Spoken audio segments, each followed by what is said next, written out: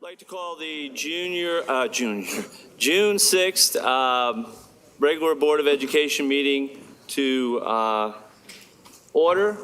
At this time, Ms. Bowie, would you please call the roll? Mr. Russell, would you please call the roll? Sorry. Ms. Walker? Here. Mr. McManus? Here. Ms. Mason? Here. Ms. Bradford? I am here. Mr. Wildebohr? Present. Ms. Barnhart? Here. And Ms. Craybill? Thank you. Thank you very much. At this point, I would entertain a approval of the agenda, and actually, I'm going to step in before we even start with that. I have just 2 items I need to add, so we'll go ahead and talk about those, and then we can decide whether we're going to add them or not. I have a motion to add a discussion of Mr. Sharpless's law firm's contract to old business. Is there a second? Second. We have a second first. Any discussion? Yes, ma'am? Can we have a closed session prior to having You're that going to? conversation? Okay. Yes, ma'am. That will come up before that. I was going to add that to old business, so it'll be down. Can we just add them in conjunction so we make sure that they're both together? Or is that your second one? No, that's my first one. And the second one is, it's going to go to the consent. The second one is to, wait a minute, let's vote on that first. So we have first and second, we have discussion. All in favor, please signify by saying aye. Aye. Any opposed? Passes 7-0. Second one is a personnel report to the consent agenda. Do I have a second? Second. Second, first and second, any discussion? The same closed session? Yeah, it's We'll do gonna- all that ahead of yes, time? that- Yes. Mhm. Is it consensus? You mean on the consensus part? Consensus, Okay, yes, okay, yes, I'm yes. just making sure. Yes, This is a ma'am. new part, I didn't. Okay. Okay, we have first and second, any discussion? Any further discussion? All in favor, signify by saying aye. Aye. Anything else before we move forward? Could you say again where you were putting that, discuss the law firm? Old business, so it would be Okay. right after the, so it would be letter D. Yes. Okay, thank you. Okay, letter D under old business. Any other, Ms. Bradford? Mr. Chairman, I would like to make to add to the agenda a discussion about discipline, very quick, and I'd like to put it after the superintendent's report.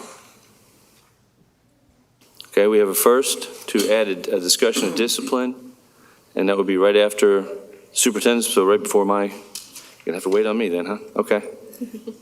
We have a first, we have a second. Discussion of discipline, I'll second it. So we have first and second, any discussion? What in particular are we discussing? About this.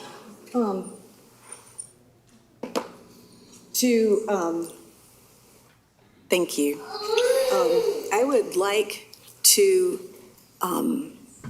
instruct the superintendent to instruct his principals and vice principals to basically take back our schools in terms of discipline, what we've all been talking about. So give him a directive. Mr. then Chair, let I him can't hear turn it. loose. I can't hear and understand her. Can you speak into your microphone just a little more? Thank you. Okay. I would like to give instruction to the superintendent to instruct his principals and vice principals at his upcoming meeting to basically take back our schools in terms of discipline, so that we give, as this board, a new board, give him a directive to go after discipline, go after respect for teachers, go after keeping guns and drugs out of our schools, but we give him that directive as a board. I'm hoping it's a unanimous vote, and then turn him loose to do his thing. Ms. Walker?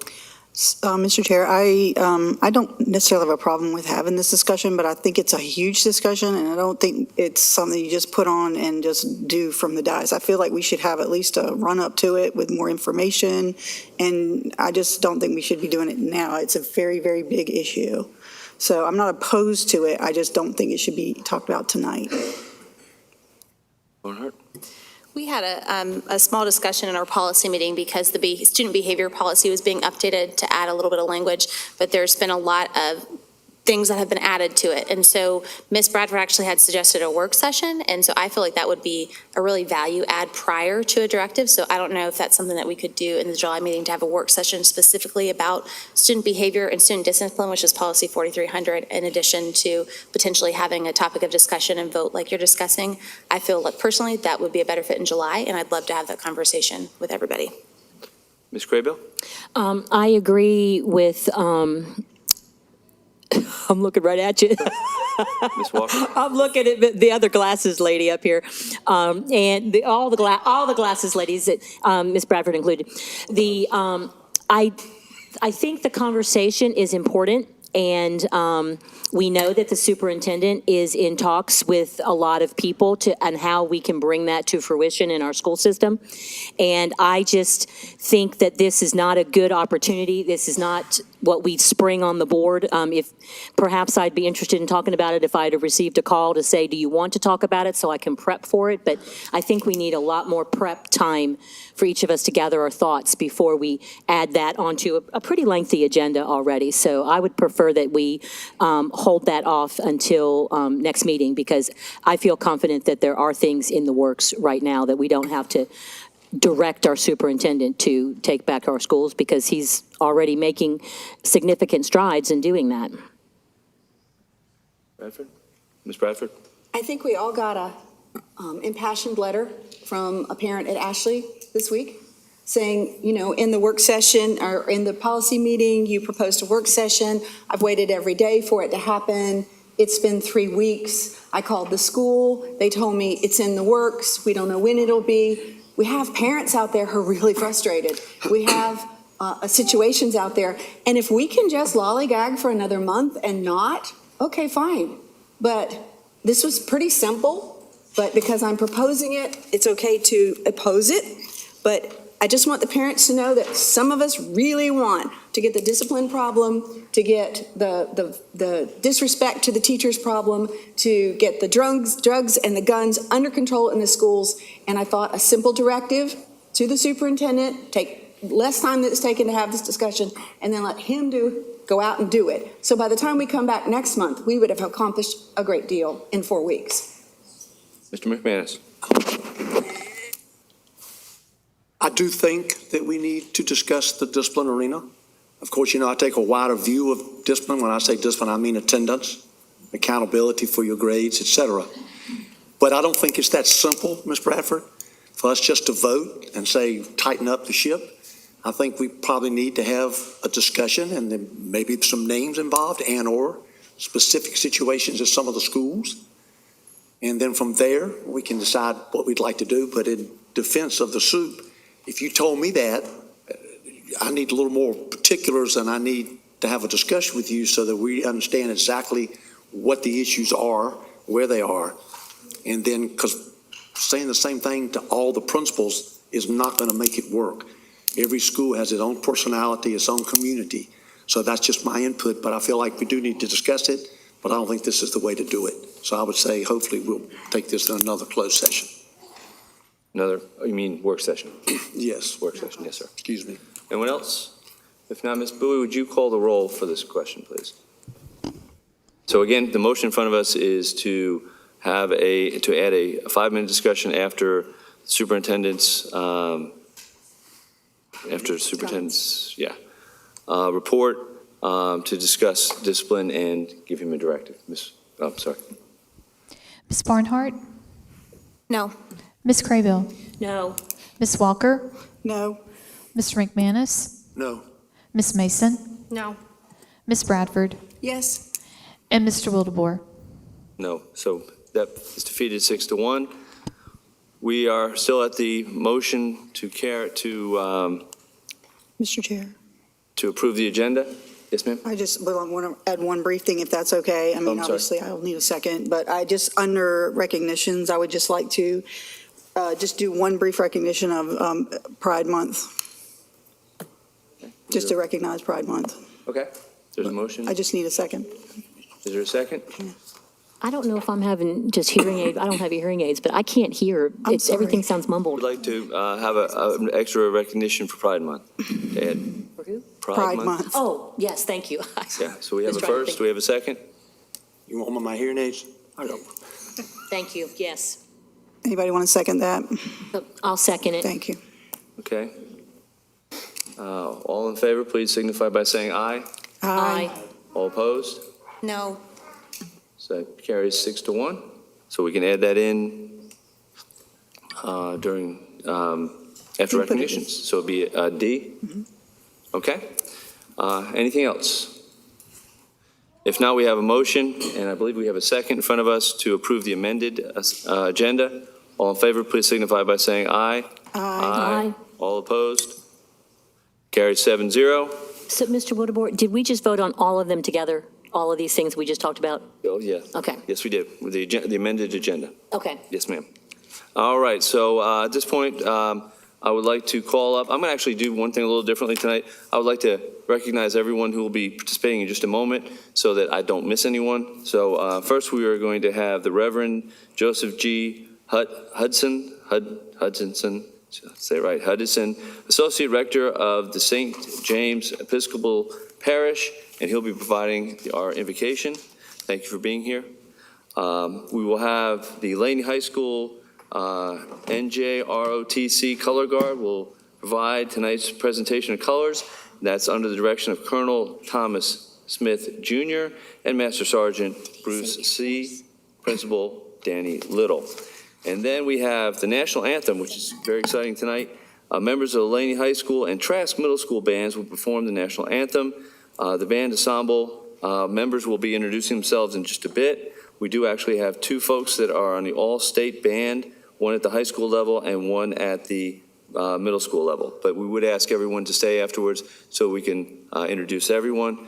So at this point, I would ask Reverend Hudson to come forth, please.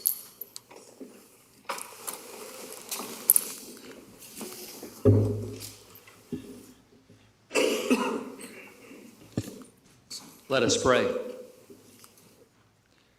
Gracious and loving God, from our various backgrounds, beliefs, experiences, and perspectives, we come together in this space by a common call and passion to serve. As the school board begins their meeting today, we begin first with gratitude.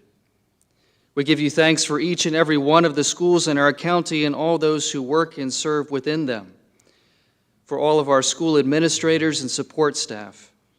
Empower them to lead with the spirit of love and service for all those in their respective schools, that these places of learning may be safe and inclusive spaces of growth and learning for all. We give you thanks for our teachers. Help them to see and know the immeasurable value they bring to our schools, remind them of their joy in teaching and forming students, and guide them to always place first the students whom they serve. We give you thanks especially for these, our students.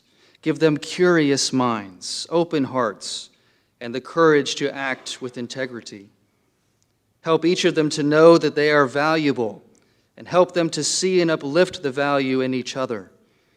And as they prepare for summer break, let this be a time of joy and refreshment, so that they may return eager to be together and learn anew.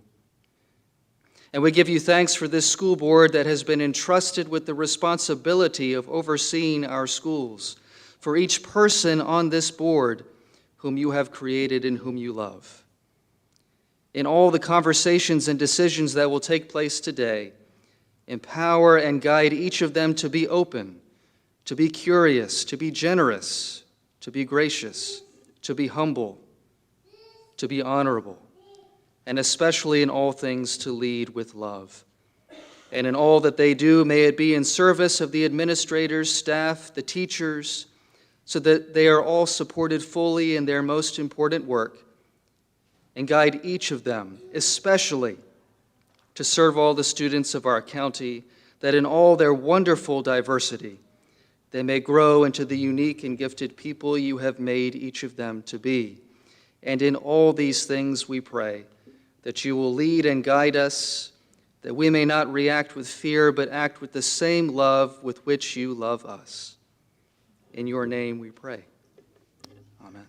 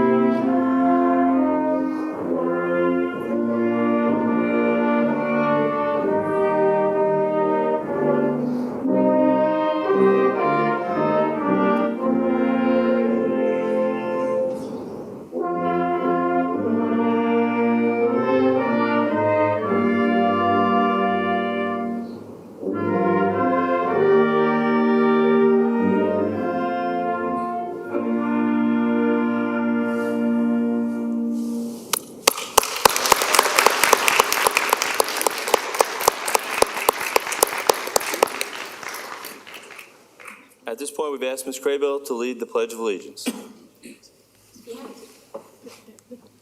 I pledge allegiance to the flag of the United States of America and to the republic for which it stands, one nation, under God, indivisible, with liberty and justice for all.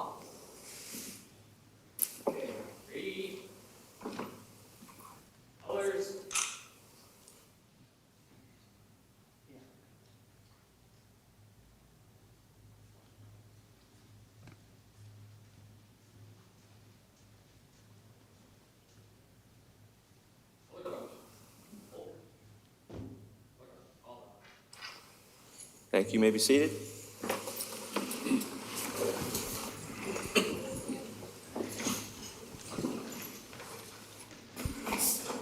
And I'm hoping we got these young folks introduce themselves to you. If you tell us your name and your grade, please. I'm Miranda Polisi. I'm a rising junior, and I was one of the all-state members this year. My name is Bryce Polisi. I am graduating in 2 days, I believe, this Thursday. And I, this year, made all-district on trumpet.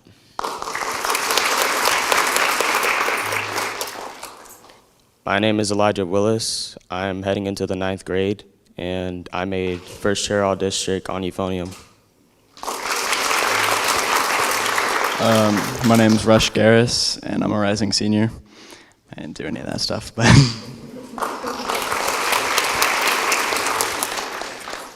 My name is Hunter Black. I am a rising 8th grader, and I was a member of the All-State Band. My name is Barrett Price. I'm in 7th grade, and I was a part of the all-district band. My name is Tyler Schaefer. I am a rising senior, and I made that all-district band this year.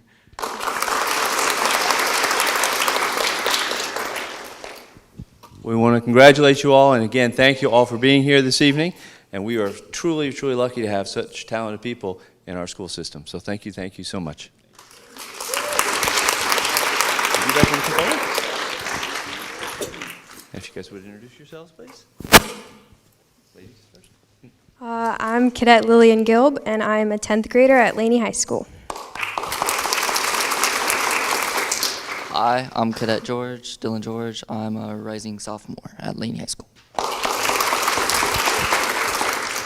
My name is Cadet Logan Reese. I'm a rising junior at Laney High School. My name is Cadet Alonzo Hondros, and I'm a rising junior at Laney High School.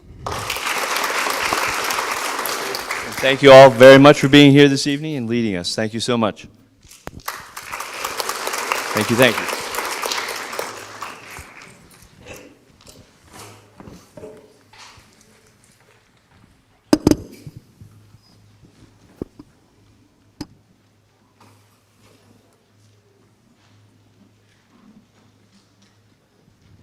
I think that was wonderful, and I think we have a lot of talented young people in our school system. So let's give them one more round of applause.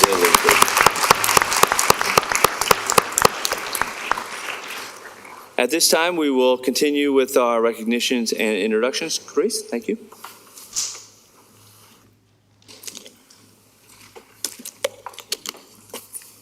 Good evening, board members and Dr. Fowles. I am here with your recognitions for the evening. And before I get started with the scheduled recognitions, I want to bring the Laney Air Force JROTC back up, please, for just a moment. I was informed of a recognition that they accomplished this morning, and I want to take the time to recognize them, as this is Colonel Smith's last board meeting, and he is retiring.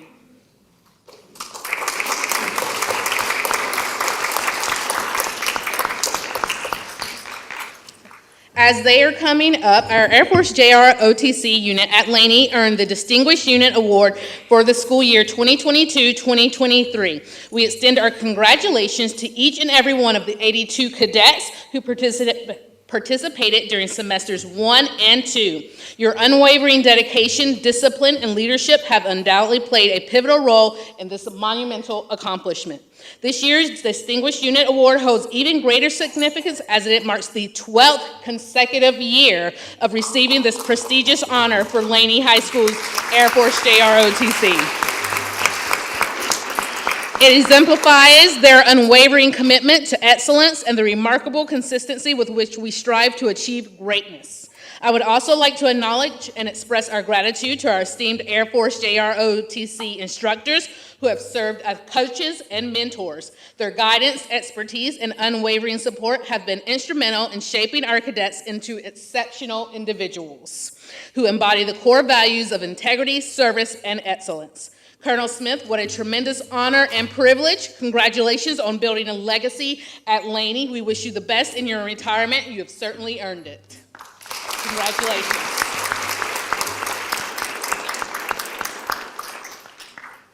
We'll get a picture in just a second. Oh. If you guys will kind of get centered.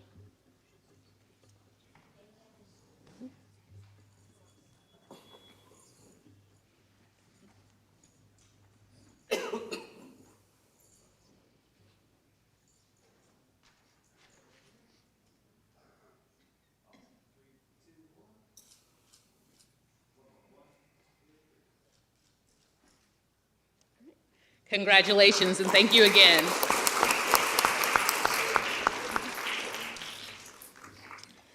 Next, I would like to invite up Ansley Tryon, but she was unable to attend this evening, so if I could have Miss Cindy Bliss come up and accept her honor. Congratulations to Ansley Tryon, a remarkable student at Myrtle Grove Middle School, for her outstanding accomplishment of being accepted at the U.S. Naval Academy STEM Camp. Out of a pool of 5,000 students, Ansley has proven herself among the top 250 candidates, showcasing her exceptional aptitude and dedication to science, technology, engineering, and mathematics. Ansley's acceptance at the U.S. Naval Academy STEM Camp is a testament to her unwavering commitment to academic excellence and her passion for exploring the realms of STEM. Her exceptional talents, innovative thinking, and problem-solving skills have undoubtedly played a significant role in securing this prestigious opportunity. Moreover, we are thrilled to share that Ansley has been awarded a scholarship by the USNA Alumni Association, and with us today we have Albert Kaz, who has presented her with that scholarship. So thank you, Ms. Bliss, for being here to accept in Ansley's behalf. Our next recognition is for our students who have been selected to Governor's School this year. Congratulations to the 17 exceptional New Hanover County School students for their outstanding achievement in being accepted to NC Governor's School. This prestigious honor is a testament to their exceptional academic abilities, intellectual curiosity, and dedication to their respective fields of study. The NC Governor's School serves as a platform for nurturing the brightest minds in North Carolina, and accepting these 17 students from our county is a remarkable accomplishment. Their selection among highly competitive candidates showcases their exceptional talents and rigorous academic preparation they have undergone. We applaud the hard work, perseverance, and countless hours of effort that each student has invested in their education. Their success reflects their individual accomplishments and the unwavering support they have received from their families, teachers, and the New Hanover County community.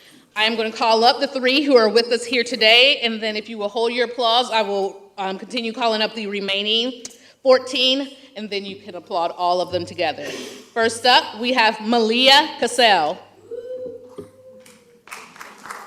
Lillian Berger, Maya Roseborough. Not in attendance with us today, we have Anna Benfield, Salmon Bond, Lucy Boswell, Avery Braithwaite, Avery Kivett, Teet Kim, Kate Ranch, Gonzalo, Rodriguez Loren, Boyer, Dylan Schmidt, Garrett Reeder, Kathleen Bradley, Mia Rose, Jemiah Roden Hyman. You may now congratulate these athletes.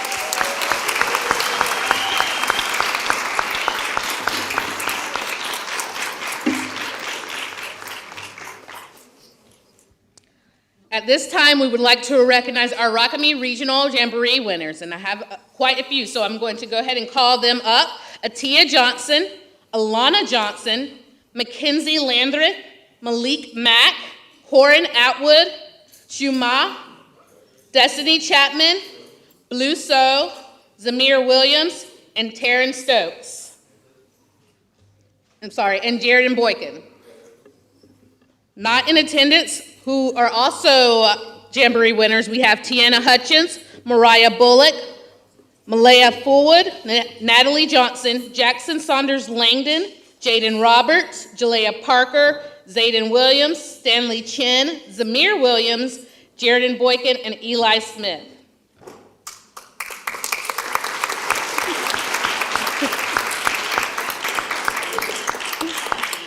The Region O Council for the Advancement of Minorities in Engineering, better known as Rockamy, held its regional jamboree. New Hanover County Schools is pleased to have over 20 students who placed at the event. Rockamy devotes time, energy, and resources to ensure the next generations of students is aware of possibilities through science, technology, and mathematics. We are thrilled to recognize the exceptional students who have achieved remarkable success at Rockamy. We also appreciate the teachers, mentors, and parents who have guided and supported these exceptional students throughout their STEM journey. Congratulations again to these remarkable students for their exceptional performance at the Rockamy Jamboree.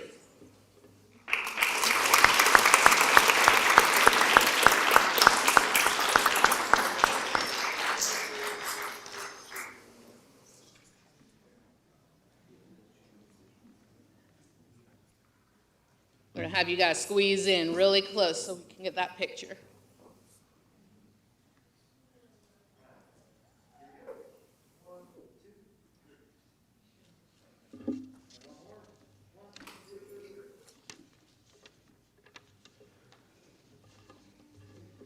Congratulations.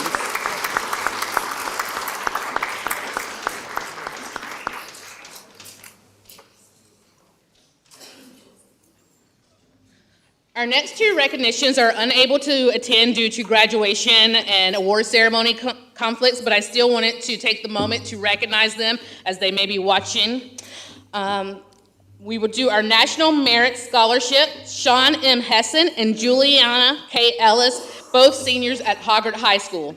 Congratulations to Sean and Juliana for their remarkable achievement as recipients of the prestigious National Merit Scholarships. Their outstanding academic performance, dedication, and intellectual pursuits have been recognized nationally. Their achievement reflects years of hard work, determination, and a passion for learning. Their success inspires their peers and is a shining example of what can be achieved through diligence and intellectual curiosity. As they continue their educational journeys, we do not doubt that Sean and Juliana will continue to thrive and positively impact their respective fields. We wish them continued success and fulfillment in all their future endeavors.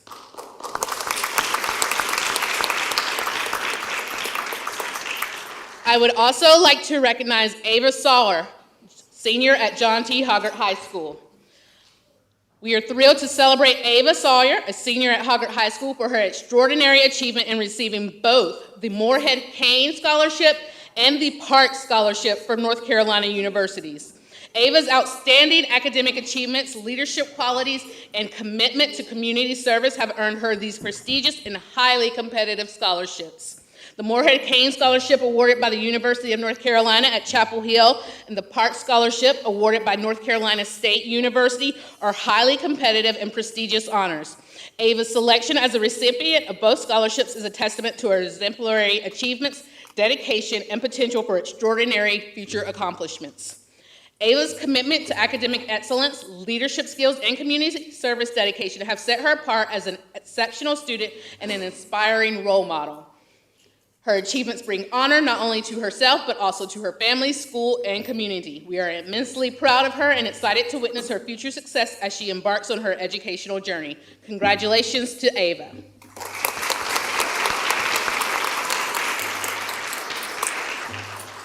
Our final recognition of the evening is for our Black History Arts Contest, sponsored by our Friends of Williston. And Mr. Madden, do you have the chance for them? Oh, Mr. Smith, would you and Mr. Madden like to come up? In addition to the recognitions that we have here to give them, they have each student who won has also received a check from Friends of Williston for $100 for their winnings. So at this time, I'd like to invite Victor Montalbaum, Mate Moroccan Ramirez, Malik Mack, Amaya Green, Naraya Nelson, and Jaden Lorek back up.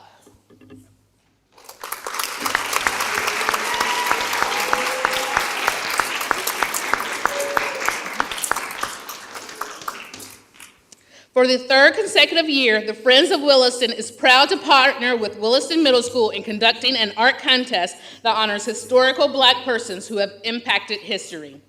The purpose of the Friends of Williston is to honor the legacy of Williston Senior High School as a historic leadership icon of the African American community in Wilmington, North Carolina, and to demonstrate its legacy by promoting a well-maintained campus for Williston and the public schools in the area of Williston, and by promoting outreach programs aimed at supporting the student population of these schools. We proudly celebrate the exceptional talent and creativity of these students who have emerged as Black History Arts Contest winners. Through their artistic endeavors, these students have showcased their immense talents and demonstrated a deep understanding and appreciation for the contributions of Black individuals throughout the history. Congratulations again, and thank you, Friends of Williston.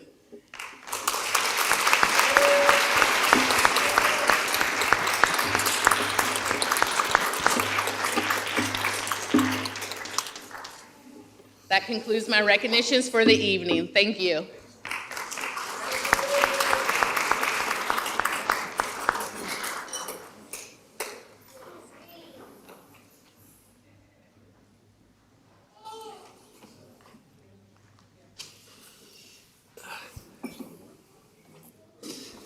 Next, we have the classified employee recognition. Dr. Barnes? There you go. Good evening. I'd like to present, no one wants to hear this voice this evening anyway, so I'm going to introduce Jennifer Geller, my Executive Director, to present this wonderful award. Thank you. Good evening. It is my pleasure to announce the award recipients for our third quarter of Excellence Exemplified Classified Employees. So I'd like to ask Carla Lewin to come on up first. Thank you. Come on up right here. You can stand right over here if you'd like. Thank you.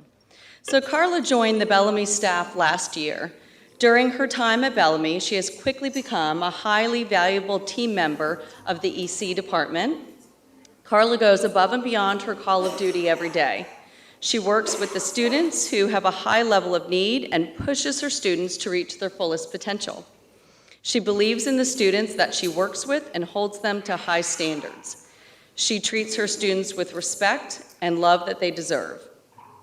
She demonstrates the necessary patience needed to help her students succeed, and she cheers them on when they reach their goals. She gives them pep talks when they're having a rough day.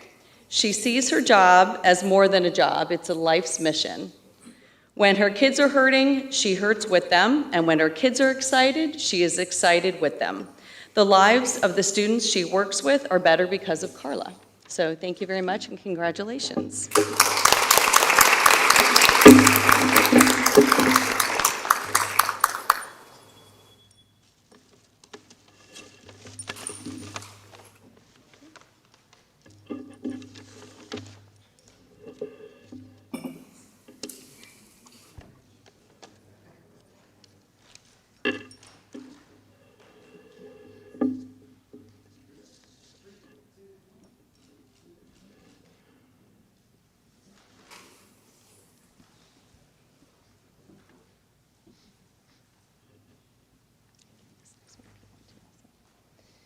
Next, I'd like to ask Mr. Marcus Langley to come up.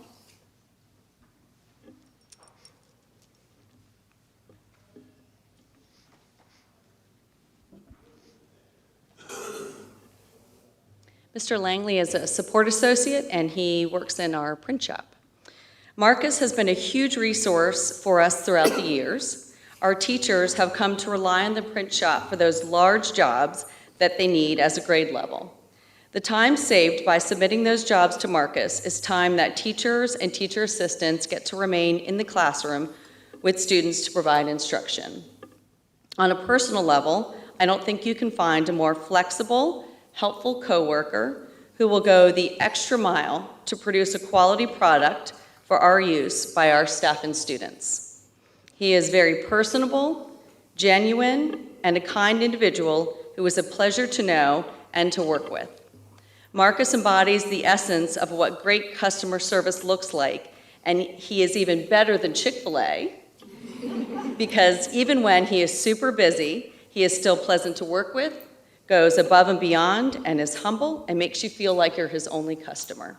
We are grateful for Marcus. So congratulations and thank you.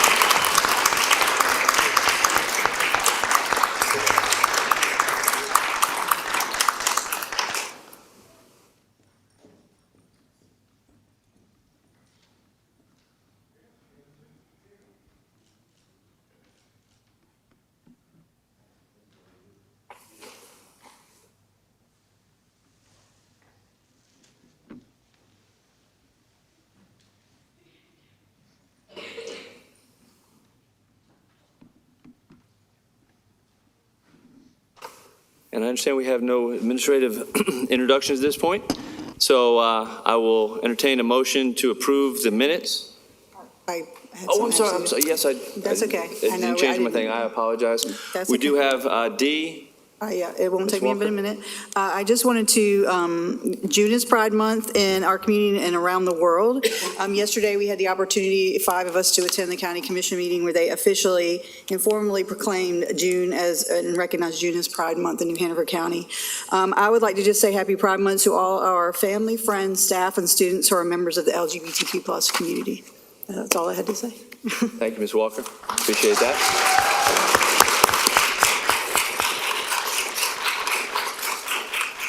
And now I will carry on. Thank you again, Ms. Walker, for that. We will carry on with the approval of the minutes. Is there a motion to approve the minutes? So moved. We have a I'll motion. second. We have a second. We have a first and a second. Any discussion? No. All in favor, please signify by saying aye. Aye. Any opposed? That carries 7-0. We'll carry on with student voice. Welcome.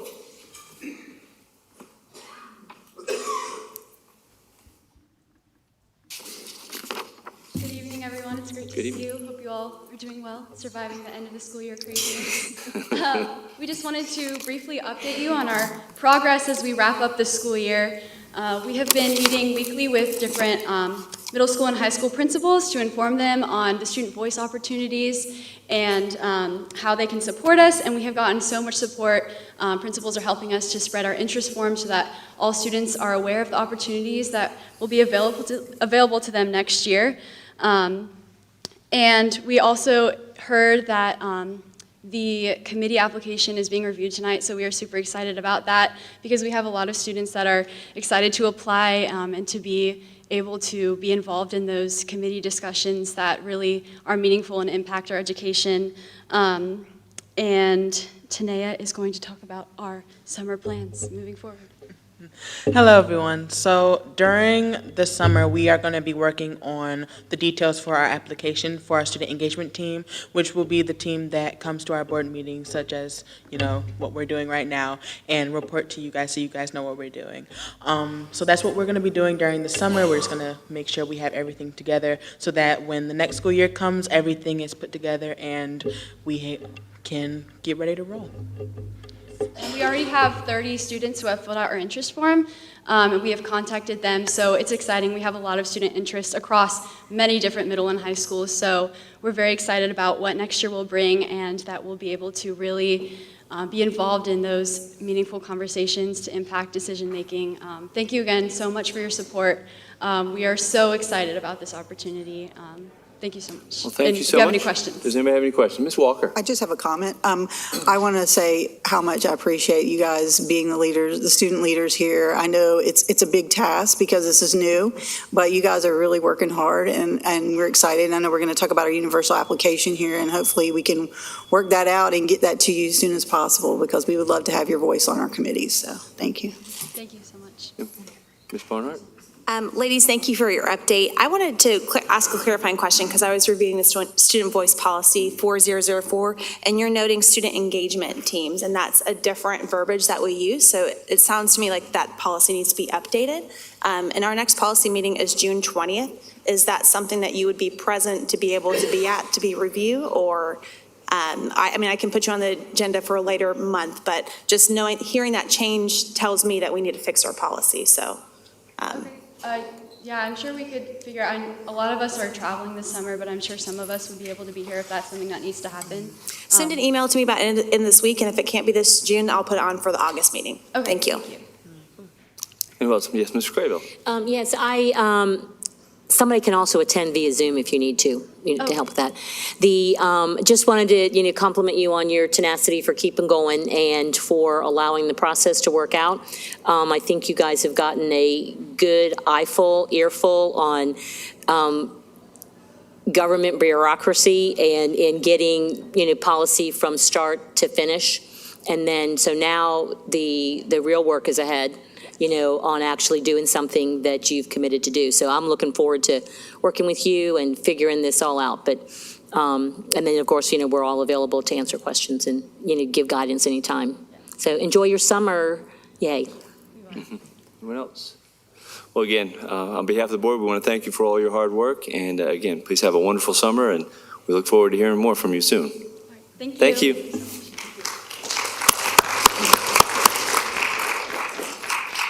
At this point, we will turn it over to the superintendent for his report. I want to start by expressing our gratitude to the county commissioners. Their dedication to the education of our children is reflected in an impressive $129 million they've allocated to our upcoming school year. This funding covers a wide range of needs, from every classroom expenses to servicing our debt, and notably the expansion of pre-K or pre-kindergarten classrooms. Moreover, this budget also supports essential improvements in our school infrastructure. An additional $10 million has been set aside for capital needs, which include crucial security enhancements. This represents a $6 million increase from last year, paving the way for safer and more secure learning environments. Importantly, this budget also enables us to maintain competitive salaries for our locally funded positions. With this investment, we can provide pay raises that align with those provided by the state. We believe this is essential to attract and retain high-quality educators and staff in our school system. Lastly, I'm excited to share, and will soon be sharing, new principals in our New Hanover County school community. So we will be updating our website with new principals for those who are retiring and moving on. And we're confident that these dedicated professionals will bring fresh perspective and greatly enrich our students' learning experiences. Thank you. Thank you, Dr. Faust.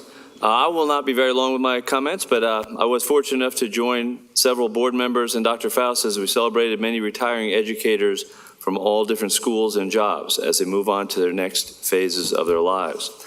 On behalf of the board and the school system, we want to thank you for your excellent service to our students. It's graduation time again, and again we want to celebrate our seniors. Well done, and we wish you the best in your future endeavors. We are very, very proud of you. Thanks to everyone involved in end of grade and end of course testing. It is a challenging time for sure, but again, we're encouraged by the results of our faculty's and our students' hard work. And finally, as Dr. Faust just mentioned, the budget. As we prepare for our future, we're encouraged by our partnership with the county commissioners. As always, we continue to do all we can to provide our students with the very best education possible. I hope that our students, families, and staff will have a wonderful summer, enjoy their time off, get rest, and get ready for even a better next year. To those who won't be with us next year, the graduated seniors and retirees, again, we wish you the very, very best in your future. That's the end of my report. At this point, we will go on to call to audience. Mr. Chair, I just had a question with, on the online, because someone had asked me about, they're displaying everyone's information up there. I don't know if that was intentional or accidental, but I don't know if it's a good idea to have on the website everybody's phone number and email. Oh, for the call to audience? Audience, yeah. Mr. Smith? I just wanted to bring it up before we had that, because I think people had asked me. Smith, is there a way that we can not make sure that doesn't happen? Sorry. Certainly. So when folks sign up to call to the audience online, folks can view it in real time. It's a spreadsheet. Since the day that we put it up, we removed the phone numbers and the email. But I will note, and Jason, feel free to clarify, happy to do so, but in signing up for a public comment section, that does in fact create a public record. So as the custodian of public records, I just want folks to realize that in the act of signing up, you are creating a public record, which is requestable by other members of the public. And so it's not something that we can hold private, but it's certainly something that we don't need to display, if that helps. I would like it not to be displayed. I mean, it's up to the will of the board, but I just don't know if that's a good practice. I mean, names, I would say okay, but in subject matters, that's up to you. Mr. Weber, as long as we capture that, do we need to have it out Just there? for it to be Anybody else could displayed. ask for it, but. Mr. Smith is correct. So if there was a request, that's one thing. But in terms of posting, you're not required to post the names or any other information. Okay. All right. Thank you, sir. Can I ask a quick question before we start? Ms. Grable. So we have 20. How many did we get, like on this first go-round, how many did we have to not allow to talk? Certainly. So just to remind everyone, last month the board directed that we try a new approach for 3 months, and that approach included a lottery system that allowed for 20 selectees that sign up online, and then an additional 5, leaving us with 25 call to the audience participants per board meeting. We opened call to the audience registration last month at the conclusion of the agenda review meeting at approximately 5 o'clock, and we left it open until yesterday at noon when we closed it. Over those 7 days, 7 days, we had individuals signing up almost every day, and 25 signed up in total. Yesterday at 1 o'clock, we held a lottery system, which we filmed, and selected 20 with a random number generator, and then those 20 are who you see reflected here tonight, with an additional names provided outside for folks to sign up in person, which put us at 25. Okay. Any other questions? If not, Ms. Bradford, if you'd call the names, please. Okay, here we go. Michael Davidson, I believe he's right there, ready to There go. you go. Hi. Hi. Please, I you don't ready? mind sharing my email address and my phone number in a public meeting, just for that record. I provided with you a statement that hopefully you got this morning or today sometime, because it's too long to read. I just want to kind of highlight it. I talked about what I said, the DNA of communities, and I contrasted Lawrence, Kansas, where I spent many years living. Lawrence, Kansas was established in 1850 to assure, by residents of Massachusetts who moved to Kansas, to ensure that Kansas came into the Union as a free state. It defined Lawrence to this day. That is a most welcoming community, a community that welcomes conflict and discusses it openly, and even though they do have time limits at meetings, they limit it to 5 minutes, but they don't limit the number of speakers. And I hope that you would consider that as you move ahead. I'm contrasting that to Wilmington. I'm just going to read part of a despicable document that was published in 1898 in the Raleigh, North Carolina News and Observance. And the statement I'm going to read, you can read the whole thing, it's called the White Declaration of Independence. We, the undersigned citizens of the city of Wilmington and the county of New Haven, do hereby declare that we no longer be ruled and never again be ruled by men of African origin. Fairly despicable, but I think it also sets the tone for what Wilmington has to deal with in the future. I took more notes in my document that talked about, I think, the problem that not only this school board is facing, but school boards around the country are facing, is something called Christian nationalism. It has nothing to do with Christian faith. What it has to do is people who think that non-whites are not as good as them.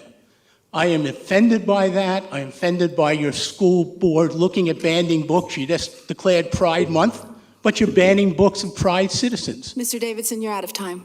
Thank you. Stephanie Fortunato. Stephanie Fortunato.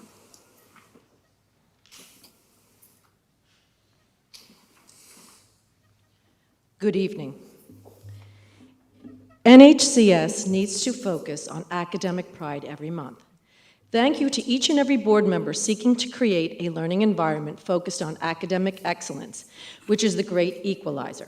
It is something that each and every student, parent, as well as educator can take pride in. Children's education is a major political issue and has been for years. Surveys of voters have long placed education high among their priorities. However, we have entered a new phase with a new and pressing concern for parents. It used to be that parents mostly worried about the quality of their children's education. Did schools employ the best methods to teach reading, writing, and arithmetic? Did the curriculum prepare students for well-compensated, highly skilled jobs and/or careers? Research has, for decades, shown serious problems on these fronts, with reports finding children's basic knowledge and competence lacking both on objectivity and in relation to other countries. Parents have had to confront the proliferation in our schools of woke indoctrination thanks to leftist EDI ideology that has been woven into our school policies. Curricula has been found to be laced with critical gender ideology and can be read of in school library books and doled out by teachers who engage in LGBT advocacy.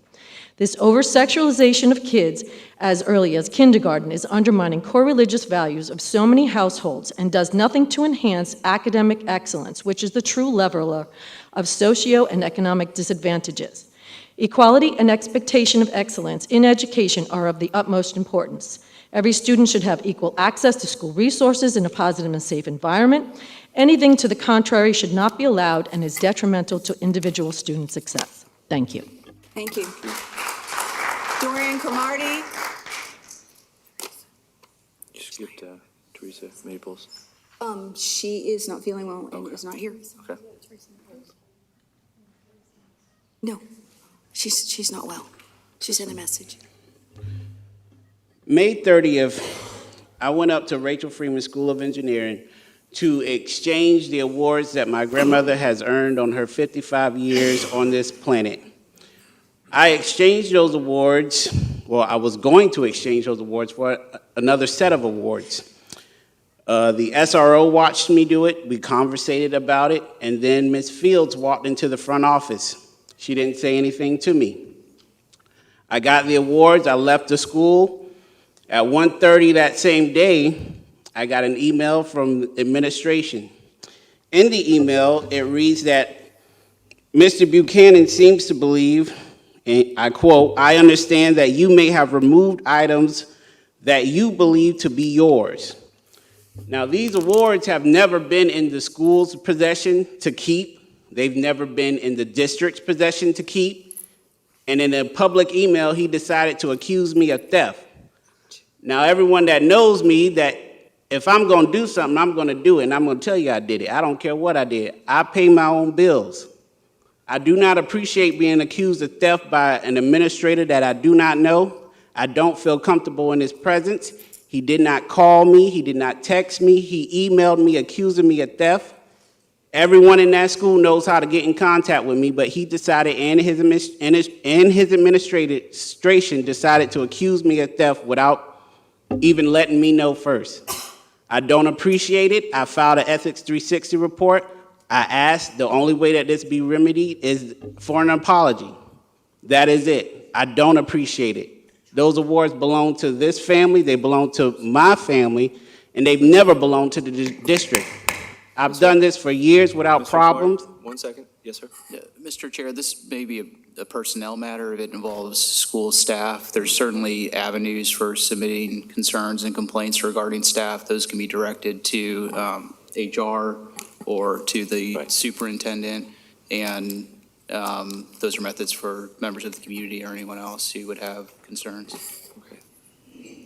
So, yeah, Mr. Camardi, if you wouldn't, Dr. Barnes will reach out to you and we can further discuss that.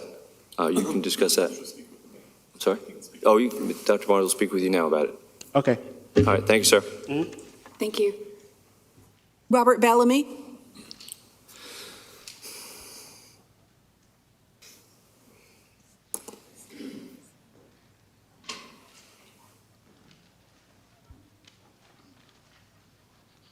How y'all doing today?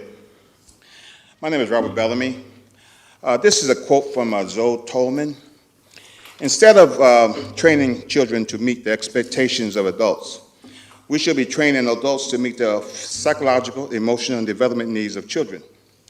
The disciplinary actions taken against these kids should not be all their fault. An abusive society produces children that has so many emotional needs. That results in them acting out in school. You, the system, and grown-ups are at fault when their little brains are not fully developed. When a kid is doing something wrong, do you do something to make it worse? Do you really think that helps in situations the way the world was or is today?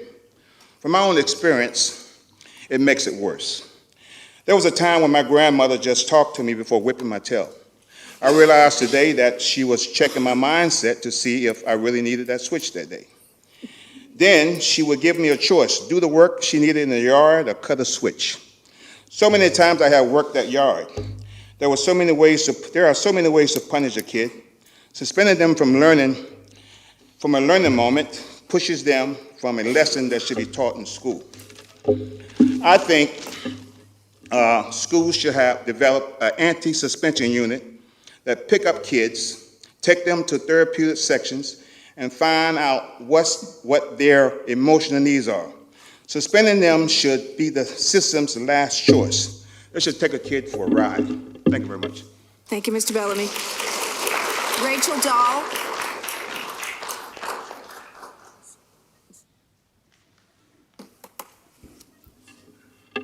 Good evening. My name is Rachel Dole. I'm a pastor in this community and a mother of children in this school system. I would like to say thank you to Ms. Walker and to the board for recognizing Pride Month tonight. The decision has already been made and implemented, but this board needs to know that the transgender community is suffering from your decision, not just the middle school athletes that can no longer play, but the entire LGBTQ community that heard you say loudly and clearly that you are choosing to not provide a safe environment for those students to learn in. You are also telling their peers that they are less than, and I assure you, they are not. In the school system's policy code 2120, the Code Ethics for School Board Members, it states, and I quote, "Each member of the board commits to do the following," and number 10 reads, "to learn about current educational issues by individual study and through participation in programs providing needed information, such as those sponsored by state and national school board associations," end quote. At the meeting, when you voted to stop allowing transgender middle school students to play for the team with which they identify, it was suggested by a board member that you, as a board, get more information from your Title IX liaison and from your attorneys, but several of you decided you already knew enough to make that decision. Until you have worked with and cared for anyone that identifies as transgender, I assure you, you did not have the information you needed to make that decision, or you would have made a different one. I ask you tonight that as you listen to information about ACEs, adverse childhood experiences, you will give thought to how this school board is choosing to treat its students, its staff, and families that identify as LGBTQ. Your actions have ripples and consequences in the lives of every family in New Hanover County, and these students matter. Thank you, Ms. Dole. You're out of time. Barbara Garrow.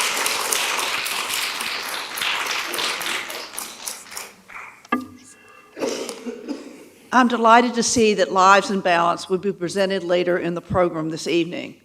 Love Our Children believes all students and staff deserve to be treated with dignity and respect.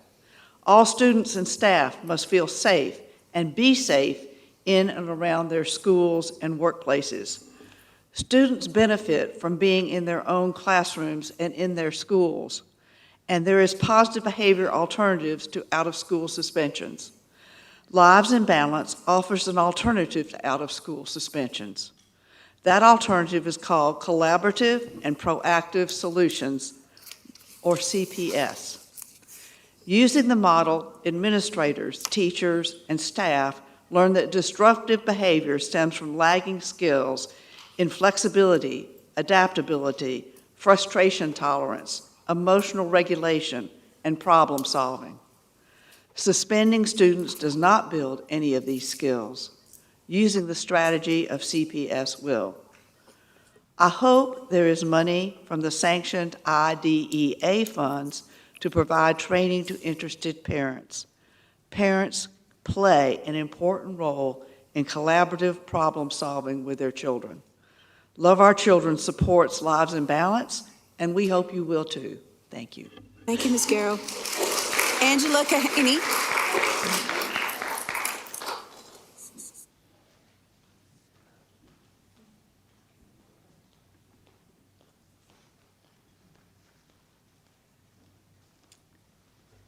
Every single one of you ran with a campaign with the promise of parent voice. Most of you quote the Constitution almost every time you speak, yet one of the first things you exercise power on is to silence our First Amendment rights of freedom of speech by limiting call to audience. Is it because you don't like what we have to say and speaking truth? Perhaps if you were dedicated to reaching a settlement and doing the right thing by the victims of sexual assault, as you are silencing voices, the victims could receive closure and begin to heal from trauma inflicted by New Hanover County Schools. If you researched and educated yourselves on the federal Title IX laws to the same degree that you've put forth in banning books, our students would be safe at school. A few short weeks ago, you flaunted a resolution passed to request the SBI results from Josh Stein's office. Did you do that to erase your own guilty conscience in a fictional act of heroism? Because I'm confused as to how that benefits the victims of sexual assault and brings us closer to resolution. Do you really anticipate that those documents are going to be different from what we've watched unfold in court proceedings? The former students at New Hanover County Schools failed to protect don't need theatrics and performative action. They need for you to agree to the full settlement. And that starts with a public, genuine apology and a guarantee that history will not repeat itself by listening to and following those who have experienced the real-life hell of sexual assault. Through implementing programmatic prevention strategies to protect students. These are things that the 7 of you have absolute control over to make it happen. Why would you not want to acknowledge what has already been proven through confession and conviction? Why would you not want to put parameters in place to protect children? That is the bare minimum of what you're expected to do as board members. Keep kids safe. Stop making excuses. Stop pretending that you are victims.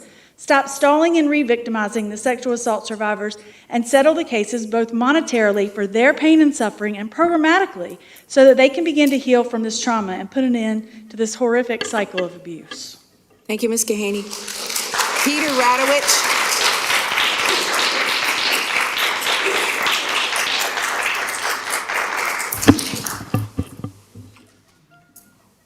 Short-term suspension policy 4351 states that before a student receives an out-of-school suspension, quote, the student has the right to be present at an informal hearing, but does not have the right to have a parent or other representative present. This is a one-size-fits-all sentence that does not make sense for our youngest learners. Children in kindergarten, first grade, and second grade should have the right to have their parent present before they are kicked out of school. Kindergartners and first and second graders are only 4, 5, 6, and 7 years old. A parent could be present by either attending in person or participating over the phone or through a video conference. A parent could also choose not to attend. In other words, having the right to be present does not require a parent to be present. Policy 4351 also states that, quote, school administrators will utilize positive behavior support alternatives to suspensions and only use out-of-school suspensions as a last resort. Informal hearings should include a review of all of the interventions that have been used before a young child receives a suspension. A child should have the right to have a parent present for that review. Love Our Children is asking the Policy Committee to revise Policy 4351 with the sentence, quote, students under the age of 8 or under grade 3 have the right to have a parent or other representative present. Thank you, Mr. Radovich. At You're the out of time. informal hearing. Thank you. Mahalani Cooper. Mahalani Cooper.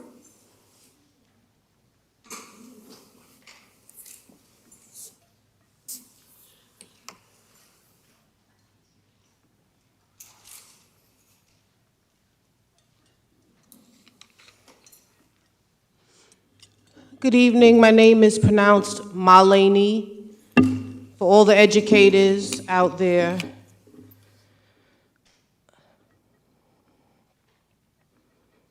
New Hanover County has a serious problem with disproportionately suspending children who look black like me, who are black like me. And the numbers speak for itself. I'm going to share a poem with you about a student who was suspended, and this is what happened to her life. She's sucking her teeth, rolling her eyes, letting all the boys get between her thighs, losing her virginity at 13, messing with a boy who's 17. She's cold as ice, hitting the streets. All the little boys call her sweet tea, calling her the wrong names behind her back. Didn't graduate, and these are the facts. She was the class clown laughing at everything, finding out the little girl couldn't even read. 9 months pregnant, and the daddy's broke. Statutory rape charges ain't no joke. Locked up now crying all alone, didn't have the money for a cell phone. Food stamps ran out, no EBT. This is someone's true story. She didn't want to listen, she didn't pay attention. Now she's paying the consequences. Homeless, sleeping out in the streets, wishing that she didn't have a baby. Praying that her mama will let her home. Tired of sleeping out in the streets, living her life in poverty. Now all the Johns call her B-Sweet, dripping with sweat and heroin. This is how her story would end. Moral of the story is to find out why children act out before you suspend them. Thank you. Thank you, Ms. Cooper. Leslie Posey.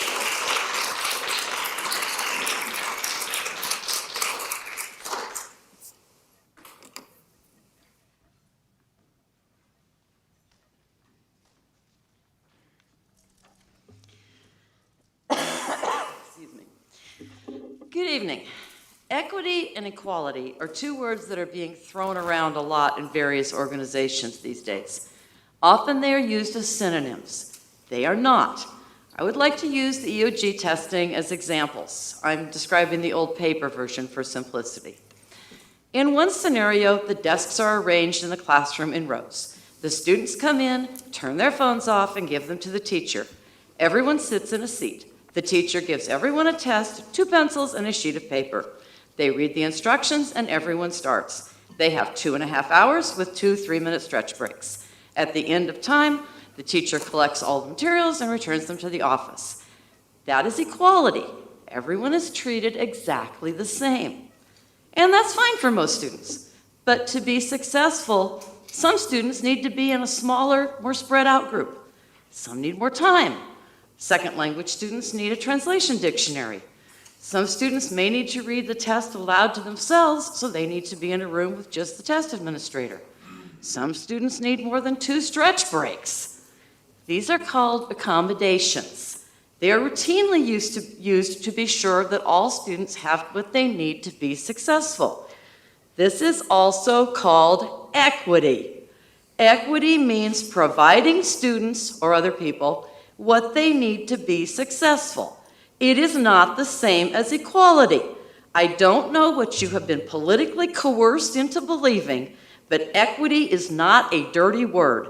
Your job is to give the students what they need, and what they need is equity, not politics. Next month's vocabulary word will be diversity, in case you want to prepare. Thank you, Ms. Posey. Michael Sheridan.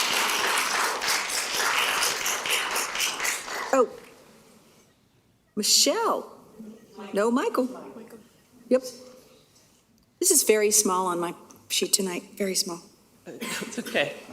Good evening. My name is Dr. Michael Sheridan, and I am here to speak to you about out-of-school suspensions. Here is the out-of-school suspension data from your communications office from the beginning of this school year through the end of April. There have been 19 suspensions in kindergarten. The majority of kids in kindergarten are 5 years old. 15 suspensions in first grade, where the majority are 6 years old. 28 suspensions in second grade, where the majority are 7 years old. That's a total of 62 out-of-school suspensions so far till the end of April, not counting May or June, for 5, 6, and 7-year-olds. We know from the data Ms. Varnum shared last month that Black students are suspended in New Hanover County at a rate that's 6 times that of their peers, and that Black students with disabilities are suspended at a rate of 4.5 times that of their peers. This significant disproportionality in our schools has been identified by the North Carolina Department of Public Instruction for at least the past 5 years. It is an important reason to go back and review your out-of-school suspension policies. Love Our Children is asking the policy committee to revise policy 4351 with the sentence, quote, students under the age of 8 or under grade 3 have the right to have a parent or other representative present at the informal hearing. We believe more parental participation will help reduce out-of-school suspensions for our youngest learners. Thank you. Thank you. Jordan Ogundeli. Jordan? Is Alicia here?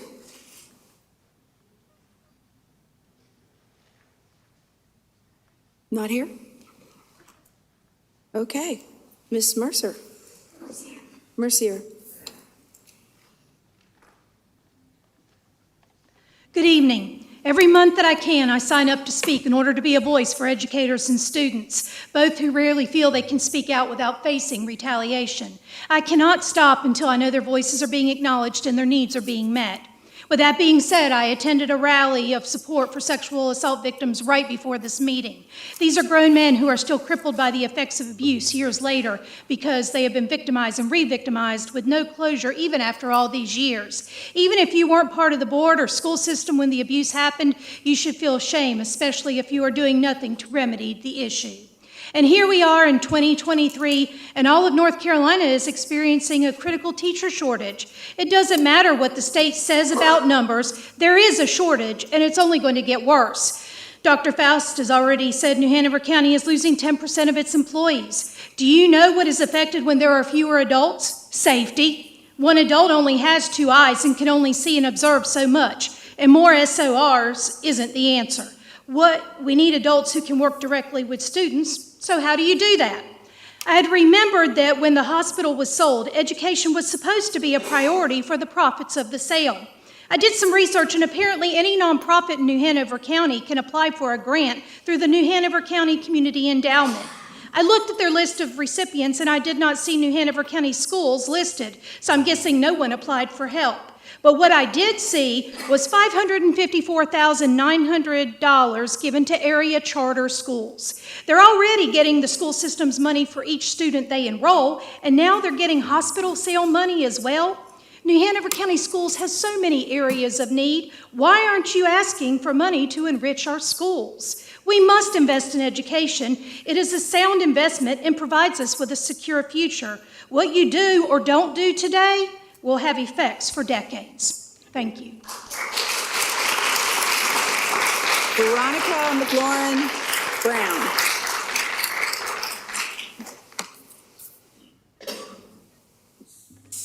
Representatives from Love Our Children have been speaking to the Board of Education for the past 27 consecutive months. One of the reasons we keep showing up is because our children, our educators, our parents, and our community need and deserve school policies that support a school climate that heals our community rather than traumatizes it.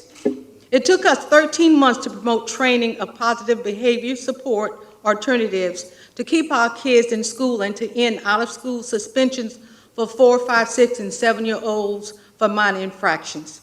Now we're asking the Policy Committee to revise Policy 4351 with the sentence, students under the age of 8 or under grade 3 have the right to have a parent or other representative present at the informal hearings. To everyone that is listening, please watch last month's Policy Committee meeting. What happened? When Policy 4351 came up, the revision that was discussed was to require a parent or guardian of any pre-K through high school student to be present during any meeting or appeal after a short-term suspension had been imposed. We are only asking for a change for 4, 5, 6, and 7-year-olds. We want parents to have the right, not a requirement to be present.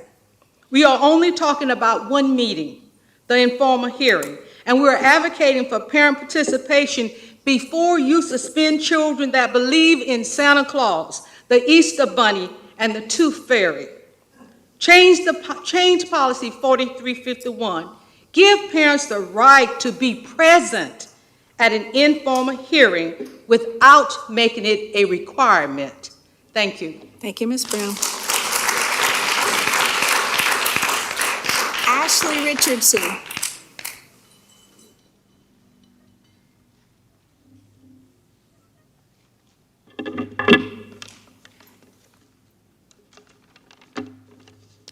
Hi, my name is Ashley Richardson.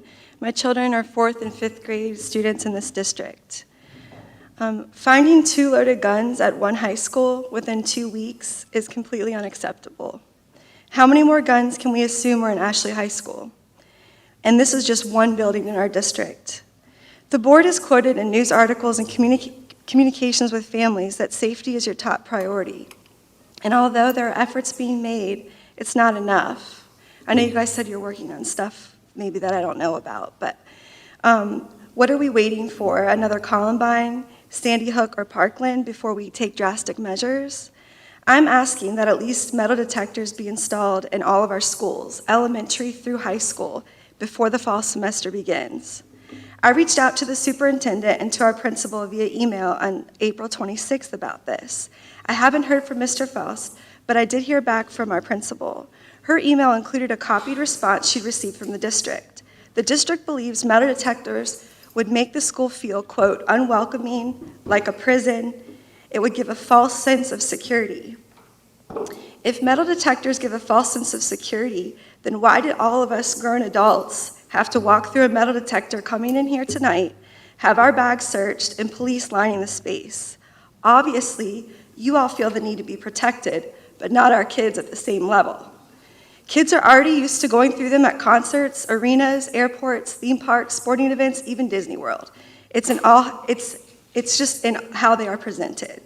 Having multiple entrances came up as a hurdle. Isn't part of the current security plan having people enter and exit buildings in a certain pattern?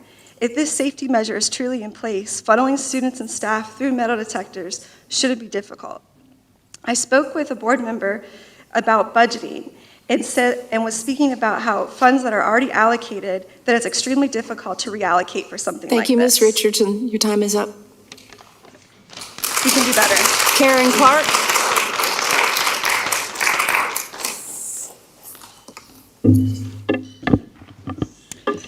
In 1776, the preamble of the North Carolina Constitution framed everything with acknowledgement of Almighty God. We, the people of the state of North Carolina, grateful to Almighty God, the sovereign ruler of nations, for the preservation of the American Union and the existence of our civil, political, and religious liberties, and acknowledging Him for the continuance of those blessings to us and our posterity, for the more certain security thereof, and for the better government of this state, ordain and establish this Constitution. I pray that each of you honor the living Word, the King of all the universe, full of glory, the only God who is worthy of the highest honors throughout all of time. I pray over you an understanding heart so you can passionately know and obey the truth.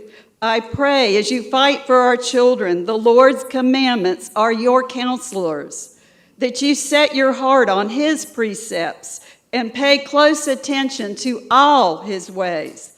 For an athlete who doesn't play by the rules will never receive the trophy. So remain faithful to God. Now may the Lord Himself, the Lord of peace, pour into you His peace in every circumstance, in every possible way. The Lord's tangible presence be with you in Jesus' name. Amen. Thank you, Ms. Clark. Chris Sutton.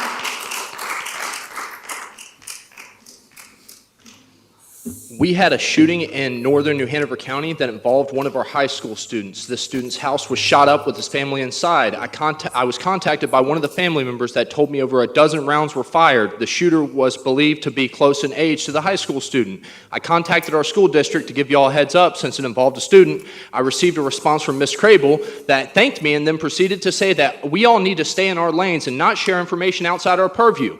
Not exactly the response I was hoping for after recent multiple gun incidents at our schools. I feel like our board and administration should be asking questions to see if this situation was handled to the best of our ability. Did law enforcement contact the school district to let them know that a student had their house shot up by some of their peers potentially? If the school district was contacted, did anyone reach out to the family to offer any resources or maybe get them in touch with our community partners like Port City United? I saw this as an opportunity to see how well our administration is communicating with others. The public doesn't have to be privileged to the results. Just make the system better if you find anything that needs tweaked. That's all we ask. I do not understand why Crable decided to respond with the stay in their lane remark. Then again, I also do not understand why Crable freaked out at a recent board meeting and challenged the chair to not only gavel her, but also dared the chair to throw her out. Now we are discussing a policy change that would penalize board members for acting out an ethics policy. Do I support the policy as written? No, I do not. As it is written, I believe the policy can be inappropriately used to stifle dissenting voices on the board. At bare minimum, this policy should be taking a supermajority to activate. Next month, I look forward to the board having a discussion about the teachers getting caught inappropriate relations with children, that policy change. We've had bad actors not be submitted to the state, and we're able to continue to be around children. Our board should protect every child and not just the children of New Hanover County, and I believe that is exactly what this policy does. Reminder that the new change to call to audience took away 1/3 of the spots and deprived 5 members of the community to be able to be heard tonight. What positives came from it? Thank you. Thank you, Mr. Sutton. Just so you know, that is the end of the first 20. We had 4 people who did not come, 2 who did a no-show, 2 who sent us a message. Just so, I don't know, Mr. Smith, is it possible that if people aren't coming, they should notify so that others, would that allow other people to come? How could that work? I think you'd have several options that you'd have to explore. Accepting absenteeism may be one of them.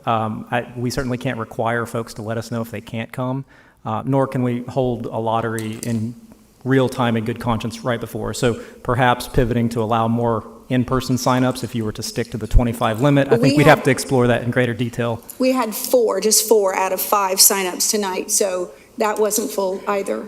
So Loretta Stackhouse is our first.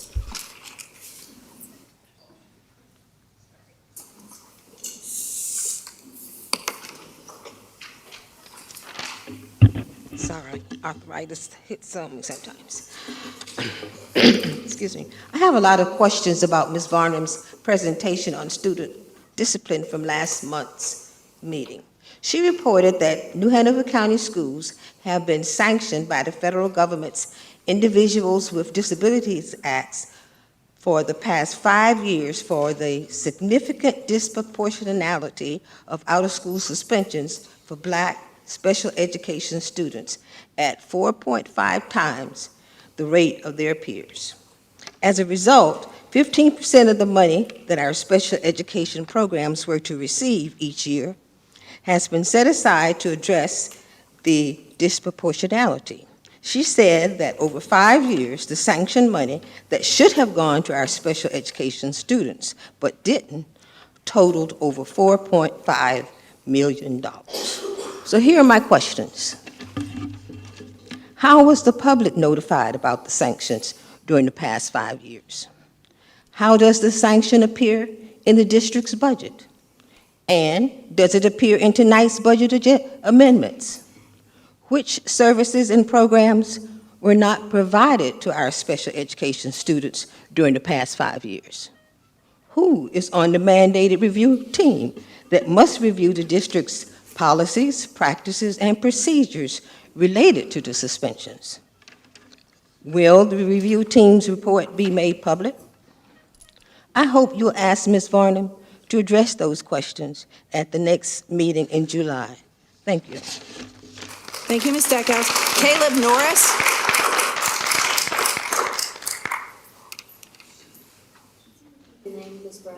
Caleb Norris. Hello. Quick question, just to make sure everybody's familiar with the New Hanover High School's incidents last week. Before I go, for the sake of time, we're all familiar. Yes. Can you pull your mic a little closer, please? The New Hanover High School's incidents last week, is everybody familiar with all those? Yeah. Okay, so essentially, over the span of 2 to 3 days, New Hanover High School was under lockdown or shelter in place due to multiple incidences related to students fighting, violence, the potential of violence, video surfacing of students in school with firearms. I know of other students that were suspended as well for having knives and other paraphernalia as well. So just to reiterate, Ms. Bradford, your motion. I'm a Navy vet myself, and speaking about 10% of teachers you guys are losing. I have a bachelor's degree and have actually applied at New Hanover High School to try and teach there in their CTE department. However, I can attest myself individually, even with my background in the military and in psych-related departments, I do not feel safe in that school. As a teacher, and the students I've been filling in with as a permanent substitute have also expressed that as well. So I don't believe that there's a need to wait till another meeting. Anything less than that is simply a statement to these students' parents that you don't care for their safety or the staff's safety. And I've also heard of other various staff members that said they would not be returning due to safety concerns, and they value their Mr. safety. Norris, you're out of time. Okay, but they value their safety over Thank you. going there. Thank you all.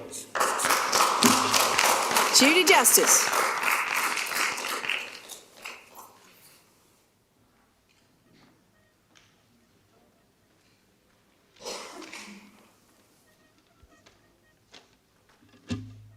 Hello. Smile. Doesn't hurt. All right. Our schools are in crisis due to lack of adequate funding. Last year, 39 of our schools were deemed failing by our state.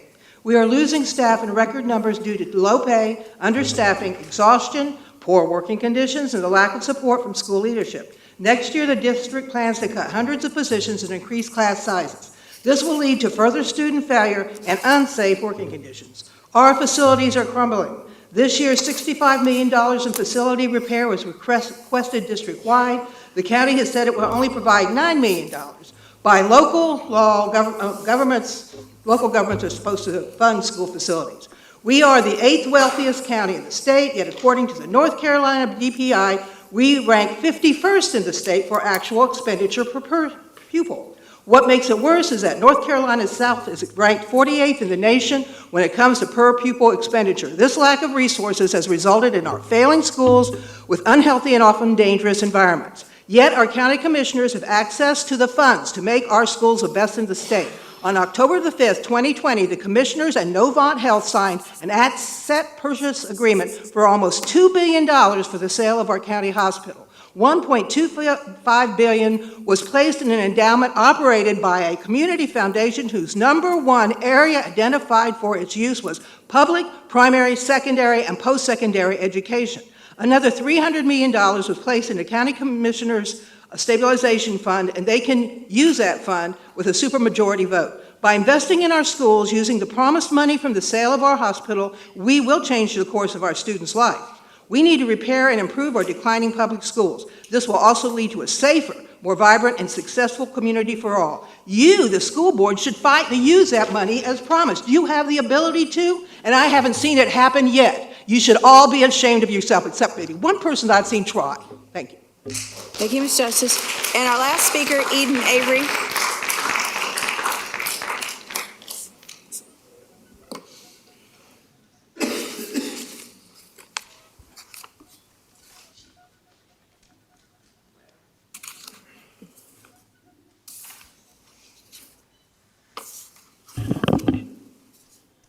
I was grateful to have the opportunity to be added to this list since my number was not lucky in the lottery.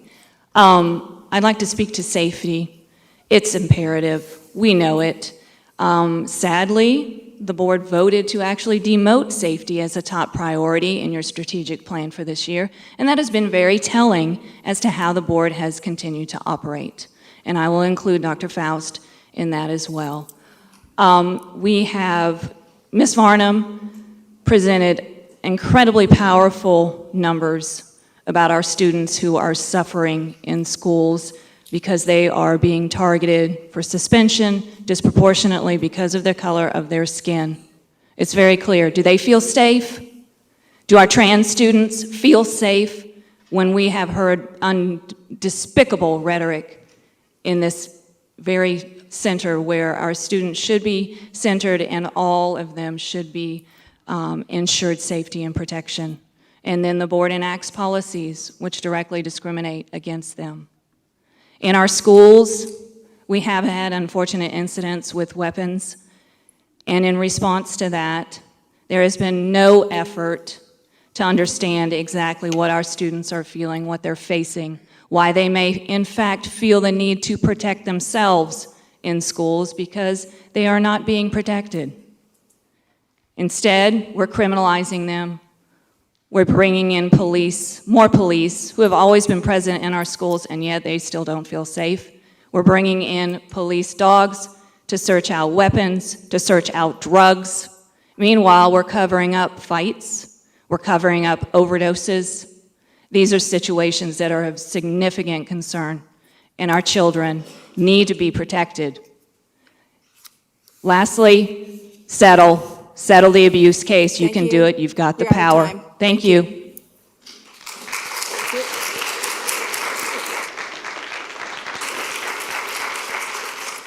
I want to take a second to thank all the speakers this evening. Thank you for your time and for your input. It was definitely very important. Mr. Will, so can I get that lady's name? The last young lady's name? Huh? Eden Avery. So going forward, is it possible that after they sign in, that maybe we can make a copy and upload it so that we can all see those names? It was up there. It was up there. All right, I guess, all right, I wasn't Yeah, it was looking at up my there. list, sorry. Yeah, it's okay. Yeah, right there. Thank you, I'm a moron. Okay, she's number 24. Safety. All right. Let's carry on. Our next item for business is closed session.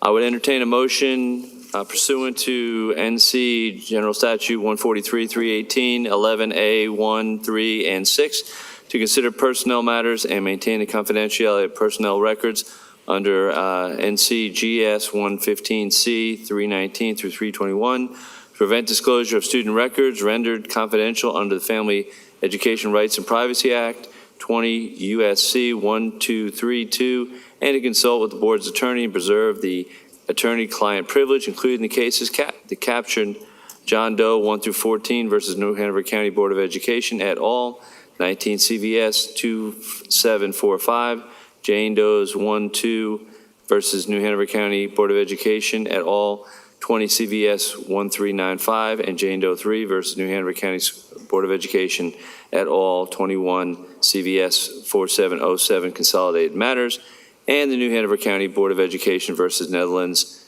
Insurance Company et al., New Hanover County Superior Court case 21 CVS 4094. Do I hear that motion? So moved. Motion? Oh, wait, do we have a second? Second. Second. Any discussion? Yes, sir. To our attorney. Just the sheer simplicity. Can he not just state the statute short? Is there a abbreviative that he can, rather than going through that whole thing every time? For our sake, their sake? The chair has the option of referring to the motion as it's written on the screen or just reading it. It's at the chair's discretion. I'll save time in the future, I'm sorry. All right, we have a motion and a second. Any other discussion? If not, all in favor, please signify by saying aye. Aye. Aye. Any opposed? We are in closed session.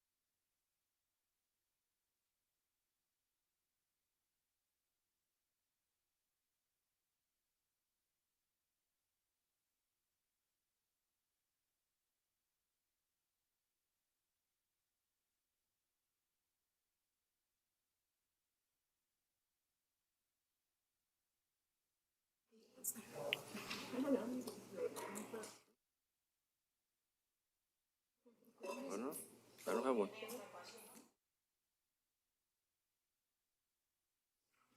We're back in open session. Next, we have information, the Gifted Advisory Council Annual Report. And we're ready. Thank you for being here. Thank you.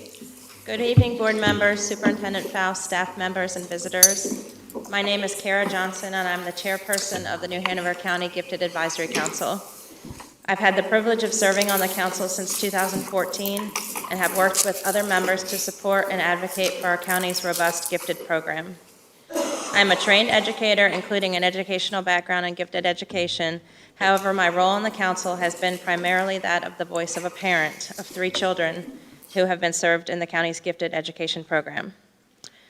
Although the important work of the Gifted Advisory Council was paused during the COVID pandemic, I'm happy to report that our group had a full year of in-person monthly meetings, site visits, and special events aimed at supporting our gifted specialists and educating parents and others involved in local gifted education. Tonight, I would like to present a summary of our annual report and highlight some of the council's current work and plans, as well as ask for your continued support of this important population of students. The North Carolina legislative statute known as Article 9B mandates identification and services for AIG students, stating specifically that these students require differentiated educational services beyond those ordinarily provided by the regular education program. This legislation also requires local education agencies to develop plans relating to gifted education, which are rewritten and reviewed every 3 years, which was included in our work last year.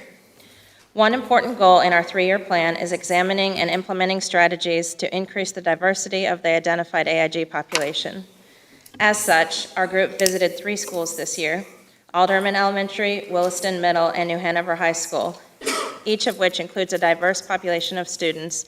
And at each site visit, we met with the AIG specialist as well as with identified AIG students. These site visits indicated a strong commitment on the part of the specialists to meeting the needs of this unique population, whether through small group learning, special projects, extracurricular clubs, course advising, college application support and advising, and social emotional support. The discussions with students indicated a strong sense of community with peers and specialists and appreciation for differentiated opportunities to learn and grow with other AIG students. Of course, we also observed some challenges faced by both students and specialists, such as space constraints, scheduling conflicts, language barriers, especially with parent communication, transportation constraints when considering high school specialty programs, and finding financial resources for special events and competitions. We continue to diversify our council through publicly advertising opportunities for community members to serve on our council, and this year we also published a quarterly Gifted Advisory Council newsletter, which complemented school-based weekly newsletters published by AIG specialists. Our student representatives continued their service on the council, bringing important voices and perspectives to our meetings.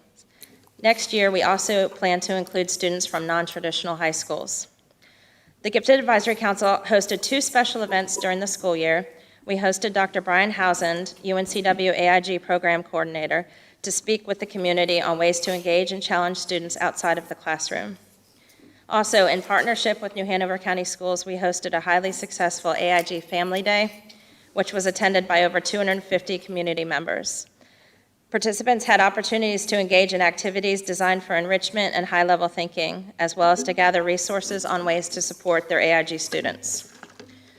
As a council, we have noted how impactful and critical AIG specialists are within each school, and considering the challenges to programming previously stated, the GAC Council, Gifted Advisory Council, recommends and fully supports the continued funding of 1 full-time AIG specialist at each New Hanover County Schools, elementary and middle school, and also urges the consideration of supporting a full-time gifted specialist at each traditional high school, as well as adding a specialist to serve non-traditional high schools. Although each school has a unique and diverse population of students, all schools serve both identified gifted students, and the specialists also serve all K to 3rd grade students through the important nurturing program. This nurturing program is especially critical to continue to identify those students who have potential, and often those from underrepresented populations who may not be identified solely through traditional testing. In a modern climate where equity and diversification are key components to thriving and successful school communities, the Council believes that reducing or removing services that gifted specialists provide within schools would be the wrong direction for our county, now or in future years. At the high school level, specialists are in some cases tasked with serving over 800 identified students, which, as you can imagine, is not ideal when considering how to best meet the individual and unique needs of these students. The Council believes maintaining a gifted specialist at each elementary and middle school and providing a full-time specialist at each high school, as well as one to serve students at non-traditional high schools, is key for best implementing our plan and continuing to serve our gifted community in the most effective way. As a council, we look forward to the 2023-2024 school year and continuing our efforts to monitor the gifted program and advocate for our gifted students and students with high potential. We also look forward to increasing our efforts to educate and partner with parents and community members about the unique needs of these students. Thank you for your time, and thank you for your support of New Hanover County's Gifted Education Program. And thank you very much. Board members, do you have any questions? I do. Ms. Bradford? Ms. Johnson, I always like to look and see, this is how many we had last year, this is how many you had the year before. So where are we on that in terms of this spring identified schools by students? Is it more now, or is it less? Is it about the same? So I'm going to let Maureen Mahan field that question. She has the county numbers. There is an attachment on the agenda that says how many this year. I have it open. I know it has increased. I do not have the specific number, but I can look it up. Okay. Yeah, I can send it in. Okay, yeah. Ms. Barnhart? Mr. Chairman, I have a question as well. I know you were talking about the diversity of our students, and you looked at elementary, middle, and high. Why not target our elementary schools, and we can see across the board, that's when students are identified, and once you're identified, that tags along with you. So if you're talking about growing the program and ensuring students are represented, we clearly have some elementary schools that have very low representation. And so to help strengthen those programs, I'm curious what you guys are doing to help empower and cross-district collaborations with that, because that's what I personally want to see happen. So I'd love to hear what you're doing. Well, I've served on the council a number of years, as I mentioned, and one of the things that we have done several of those years, there has been a movement to reduce services in the elementary schools or change the services. And one of the things our council has done is advocated to keep a specialist in each elementary school, even the schools that have low numbers, specifically to help work on growing those numbers and working on the nurturing programs within those elementary schools. Ms. Graybill? Yeah, so we're going to stand up. This is a parent on our council, so we're going to stand up and support her. Okay. So yeah, so she's doing a great job. Okay. See, I had a couple questions. One, do we have, and we can get this later, do we have the AIG breakdown by student demographic? I would be interested in seeing that, so we make sure that we at least are reaching out to, minority students or students that are atypically, in these programs. And we even keep track of how many students of each ethnicity are nominated, and then how many are identified, even how many are tested through that nomination process. So we have those that we're trying to track then through the years to see if there's an increase based on our increase to answer Ms. Barnhart's question. Our nurturing program and our identification process has changed slightly in that we're looking at our top 10% of each subgroup when we're identifying. So if a student is in an underrepresented population, we're looking at just that population, and we're looking at the top 10% of that population as an identification measure. And we can also bring some data to the board. When we get some data, we can bring some data on our AIG population to help the board see that. And I was just going to say that if we could have the demographic breakup of what exactly those subgroups that we're monitoring to look at the top 10%. Thank you very much. I think it's important to note also that the identification process, although it begins in elementary school, it does continue through middle school and high school.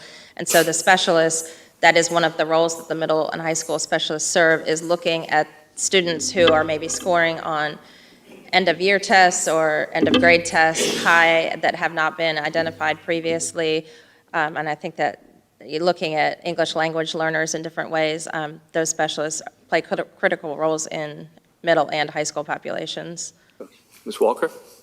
Hey, thank you. Yes, we're on the discussion of identifying. I know I had probably brought this up before, maybe a couple of years ago, in my own experience. Students that are, maybe have IEPs that perhaps are autistic or maybe have different learning styles or whatever. I know my son was identified. He never made AIG or was recommended, but he had a very high IQ. So I know at one point they had said, well, we're going to look at other ways to identify, and maybe that would be one of them. But I don't know if you guys have thought of that. I mean, I'm sure you have thought of that, but I'm sure you've thought of it. Many twice exceptional students in our district. Our screening takes place in the 3rd grade with the COGAT screener. And then, let's say either a student moves in and never took the COGAT or didn't score well enough on the COGAT. That doesn't mean that you can't be identified in the future. We then use end of grade tests as a kind of each year as a screener. We're looking at that top 10% by total population and by each subgroup. If a student, now anyone can nominate a student for the AIG program. It can be a parent, it can be a teacher, it can be themselves, it could be a peer. So once that nomination comes in, that score of the high IQ may not show on an EOG. So, but we're not saying that we can't take an outside sources test. We have approved test instruments that we can use through our identification service. No. So I guess in retrospect, when I'm thinking about both my kids that were different kind of learners, one kid, easy to identify, always did her work consistently, always, turned everything on time, was really studious. The other one wasn't so much, but that was because he was just a different type of learner. So that's the only reason I bring it up, because it's easy to identify. One kid I had that was just across the board and easy to work with, but it was a challenge, I think, for me as a parent to advocate for him and say, hey, I'd like my kid to be in this program. They need challenging.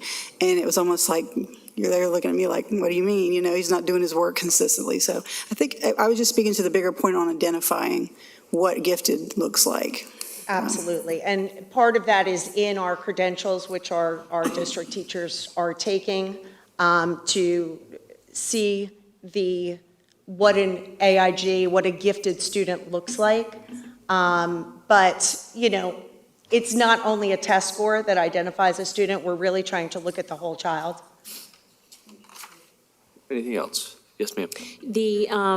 Thank you for that report. I know as a parent has been in your shoes, it's not easy to get up here and do that, but you did it so well. So, thank you, parent. I'm just going to call you that generically, but we know your name. But my question was, when I was looking at the makeup of the council, we only have like one self-identified minority parent on that. So is that something that your council will be looking into? Yes, and then the makeup actually has ebbed and flowed, and really the council was decimated over COVID, and yet last year was a rebuilding year, and I think we recruited 4 new members this year, and we have several rolling off, and so we're now in the process of re-recruiting members, and it's definitely something that we're working on finding. And we have a form that's coming out, so that should help you a little bit. Yep. But yeah. Is there any way, and maybe we've gotten this and I just have been derelict, is there a place to go to look at all of your newsletters so that we can go back and look at all the great things that you're doing? Or could we be included on that distribution somehow?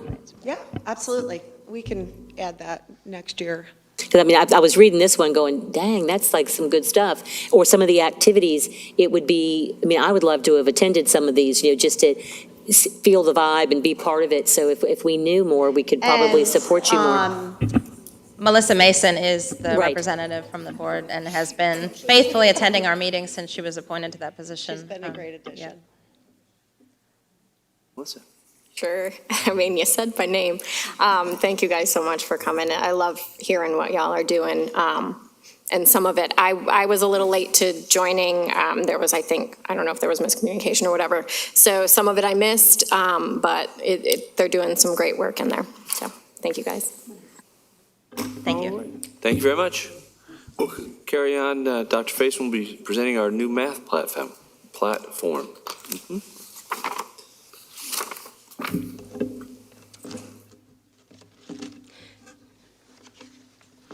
I want to briefly just to tell you about a new math curriculum and resource that we will be using in middle school and Math 1.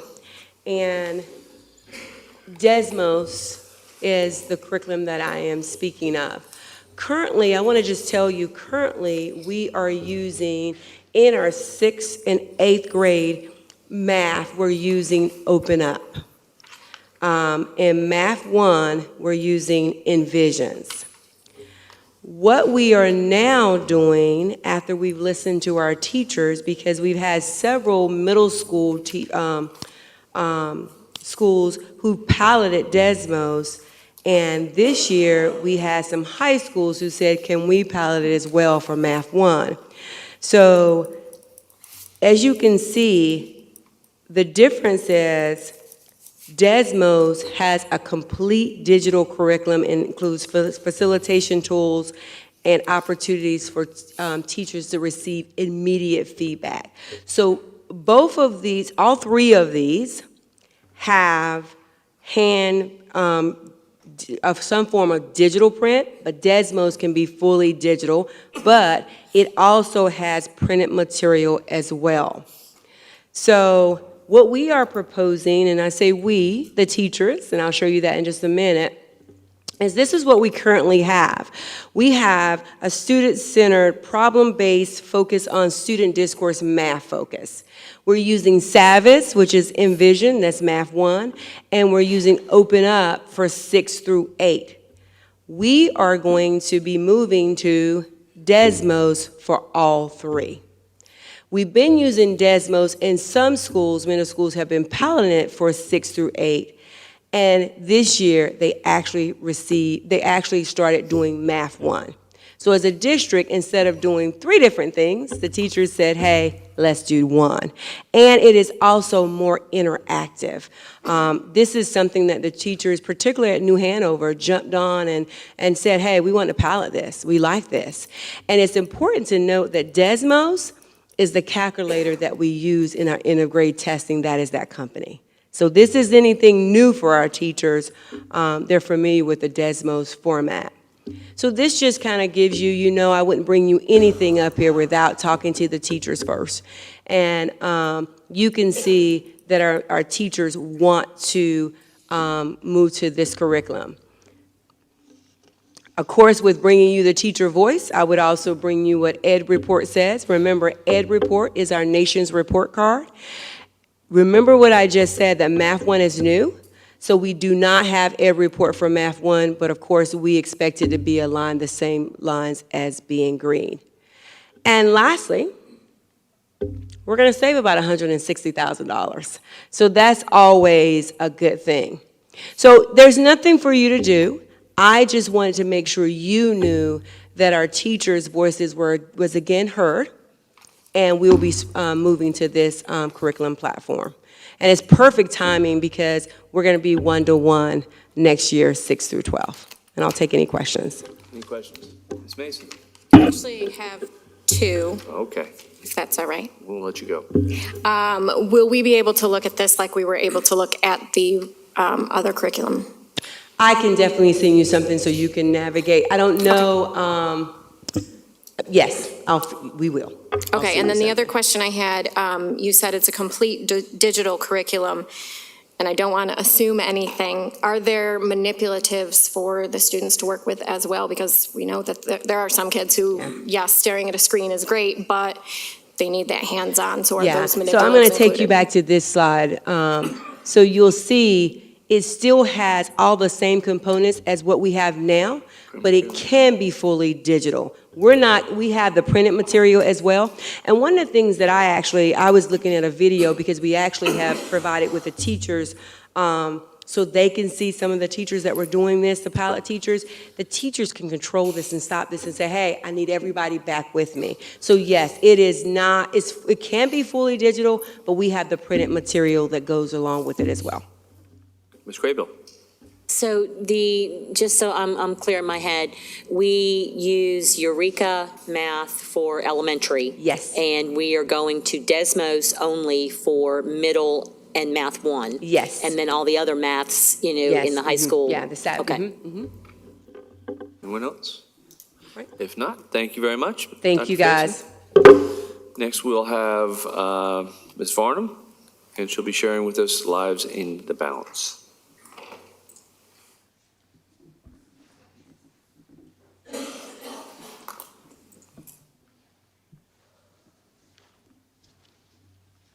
I think I brought everything with me. Good evening. I want to give you a Lives in the Balance training update, and I'll just start briefly with reminding you that Lives in the Balance is based on the belief that by the time a student exhibits concerning behavior, the problem causing that behavior has already occurred. So this is the work of an evidence-based model called collaborative and proactive solutions model. In this model, expectations students are having difficulty meeting are referred to as unsolved problems. So this training is a 15-week proficiency training where our staff focus on the unsolved problems being identified and prioritized proactively using a specific instrument or assessment tool called the Assessment of Lagging Skills and Unsolved Problems. So these are based in certain schools where teams have been trained on multi-step professional development sessions over 15 sessions. Most often, those are 15 weeks. Sometimes there might be a week in between for scheduling. But as an update, College Park and Forest Hills Elementary Schools have completed 11 of the 15 sessions. Winter Park Elementary and Snipes have completed all 15 sessions, while Lake Forest Academy and Wrightsboro have completed 10 and still have 5 to go. So there are 3 cohorts, and those are the 3 different cohorts and where they are in the process. Okay. Do we have any questions? Ms. Craybill? That's all the information I have for you. Is this model basically for our schools that, I don't want to keep identifying as low performing, but for where they have multiple challenges and barriers? Is that how you selected these 6 schools? So we selected the schools based on the most immediate need. Okay. But all schools would benefit from the training provided as the professional development for the teachers and staff. Because if you have one student that's experiencing or exhibiting challenging behavior, then this process would also be beneficial for that one student. Okay. Any other questions? Ms. Walker? I'm sure I sent some other questions. I apologize. Is this a program that we want to expand? And if so, how much do you think it would cost us? And I know we have a policy that's getting ready to change over the new year as far as the seclusion policy. And I guess my question is will the support be there for that change of that policy? So the contract that we have for Lives in the Balance is a $45,000 contract, and we negotiated with them to be able to include the number of schools here because it's typically about $9,000 per school team, if I'm looking at that correctly. And we did work with them to be able to add some district staff into some of the training so we can do some evaluations of this work. Before I would give any answer to that, I would want us to have some conversations with the staff, the teachers and staff that have completed this work, and really help us understand how they feel that that's been beneficial to their support in problem solving the challenging behavior of students. So I guess that would have been probably a follow-up if you've gotten feedback yet from whether it works or not. Yeah. Yep, I don't have feedback yet. Craybill. Thank you. Would one of the metrics that we would be using would it be like discipline referrals or or in the positive, more positive behavior in general? Is that how we would, one measure of success? That could be one. Another would be how many students in the classroom settings with the staff that have been trained are referred for more than minor behavior concerns, or maybe even referred for evaluation for behavior concerns. So I think it would be multiple points of data that we would need to be able to pull together. What else? Ms. Farm, thank you very much. Okay. And guess what? You're next again. So I'll stay right here. So as a part of your board packet here, you have an overview of our trauma-informed work, and this is ongoing work that has been a part of the plan that we submitted to the Department of Public Instruction with regard to our supportive mental health and social emotional learning. And so the big parts of this component where I wanted to draw your attention to Adverse Childhood Experiences Study, which is known as ACEs, the trauma-sensitive schools training, which we ran into a lot of scheduling difficulties in this year trying to add those pieces in, but it's still on our focus. So the trauma-sensitive schools training is 3-day coaching and consulting support, and we had our first pilot that was funded by the county's Resiliency Task Force. And then we did have the second funded by the State Safe Schools Grant, and we are still looking at using some of our remaining ESSER funds and Title IV funds to continue this. And keep in mind, this is not a curriculum, but this is a training that school staff go through together to work on their overall school improvement planning, their overall school culture, looking at their school data.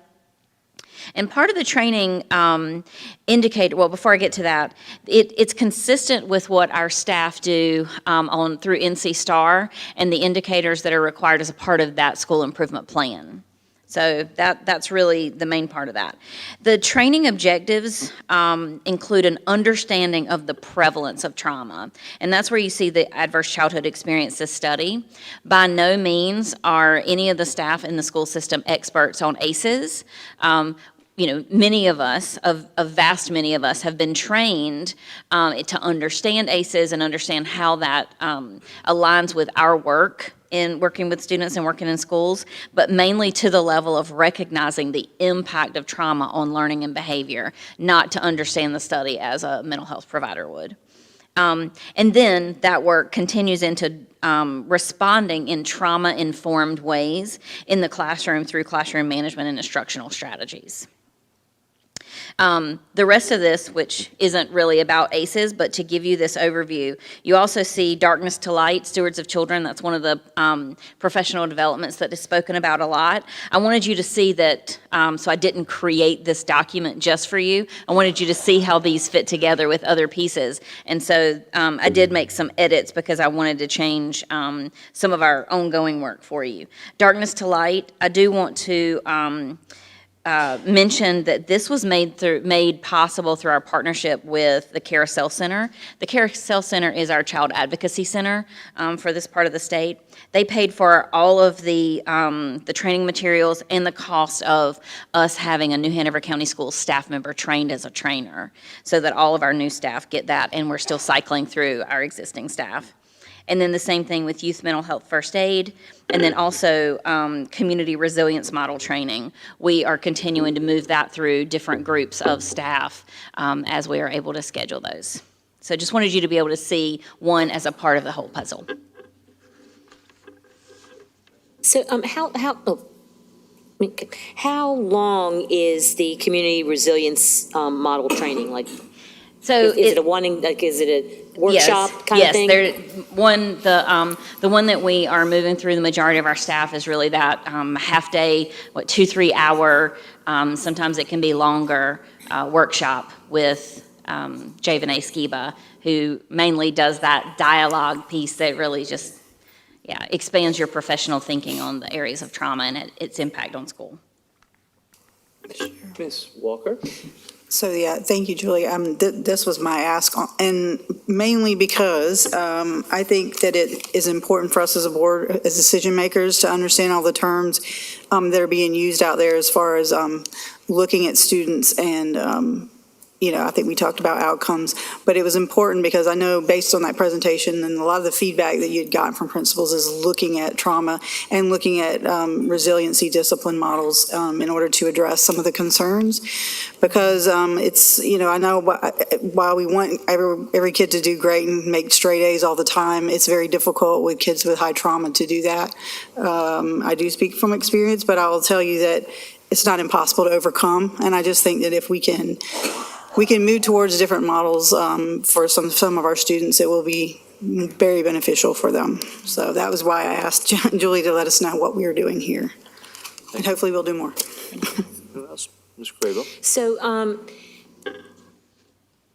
I'm wondering, isn't there some sort of credential that a school district or system could get to be a trauma-informed district? I mean, is that something that, that we could attain that we could perhaps, or is it in our strategic plan and it's just kind of buried in there a little bit that we're working towards that, but?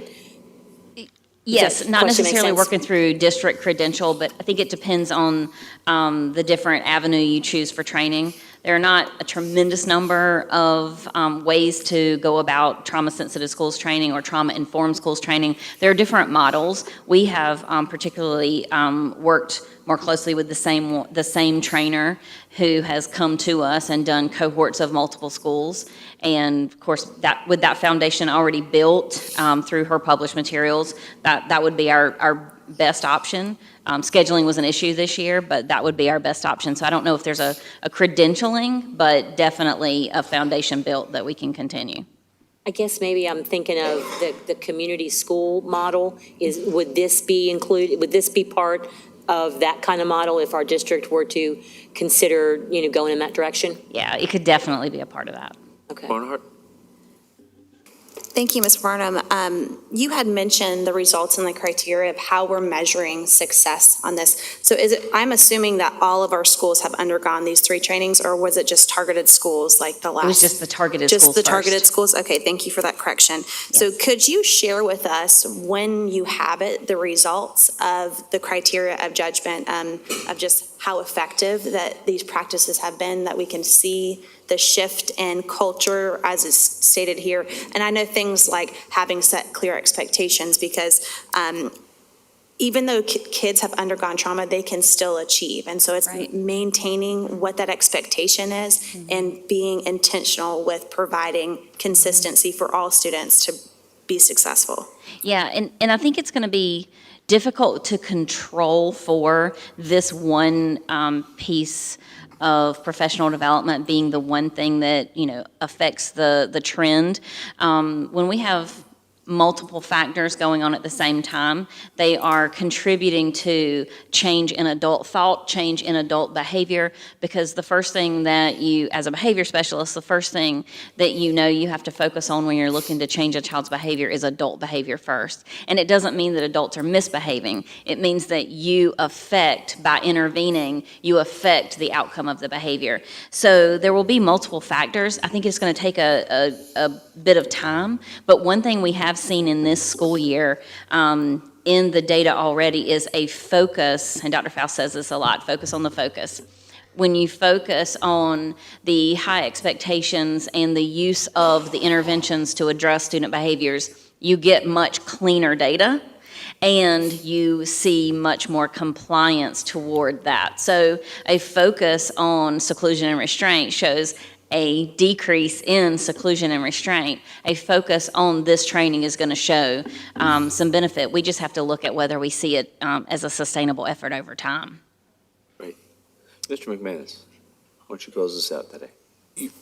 When you said the adult behavior reaction, everything that we've discussed tonight, maybe it's because it's just coming to part of our sharing. There's so much new and professional development with new programs, new books. Well, we have workbooks now, but I hope we are being very cautious as we look at the calendar and remember that our last teacher survey and the fact that we have lost 400 teachers, right or wrong, good or bad, that we are cognizant that we're not going to burn them out before they even get back to start in the fall. And so I understand how important these programs are, and it's part of what we do and we need to be doing. So that's not something that I disagree with. But I do have to say, just listening tonight, I feel overwhelmed and I don't have to go to those professional developments. So I just hope that we keep that right there so that, and we, however we make it work for them, but we don't drive them out from the very get-go. First impressions are lasting impressions. So if we can start off with a positive, hopefully that'll reign through the rest of the year. Thank you for letting me say that. All right. Yeah, thank you very much, Ms. Varnum. you. Thank you very much. We'll carry on with our consensus items. Do I hear a motion to accept the consensus items as provided? Mr. Chair, I move that we remove, or I would like to pull letter R. R? Mr. Chair, I'd also like X and Z to a short conversation. Thank you. Okay, so we need to pull R, X, and Z. And I would like to pull, M, letter M. M. CTE. Okay. Okay. R, X, And you need your V. Z, and M so far. Um, Well, we started. V. Does Z. anybody else V? want to talk about J and Y? So, all right. Okay, so R, X, V, and M, or at V2. What, good, okay. Does, Okay, so again, just double checking, do we need to pull Z as in zebra? I asked Ms. Barnum ahead of time just to answer some questions just for the public. Okay, because that's fine, I just thank- want to make sure I was correct. So we are pulling R, X, Z, M, and V. Anything else? Do I hear a motion to accept all but R, X, Z, M, and V?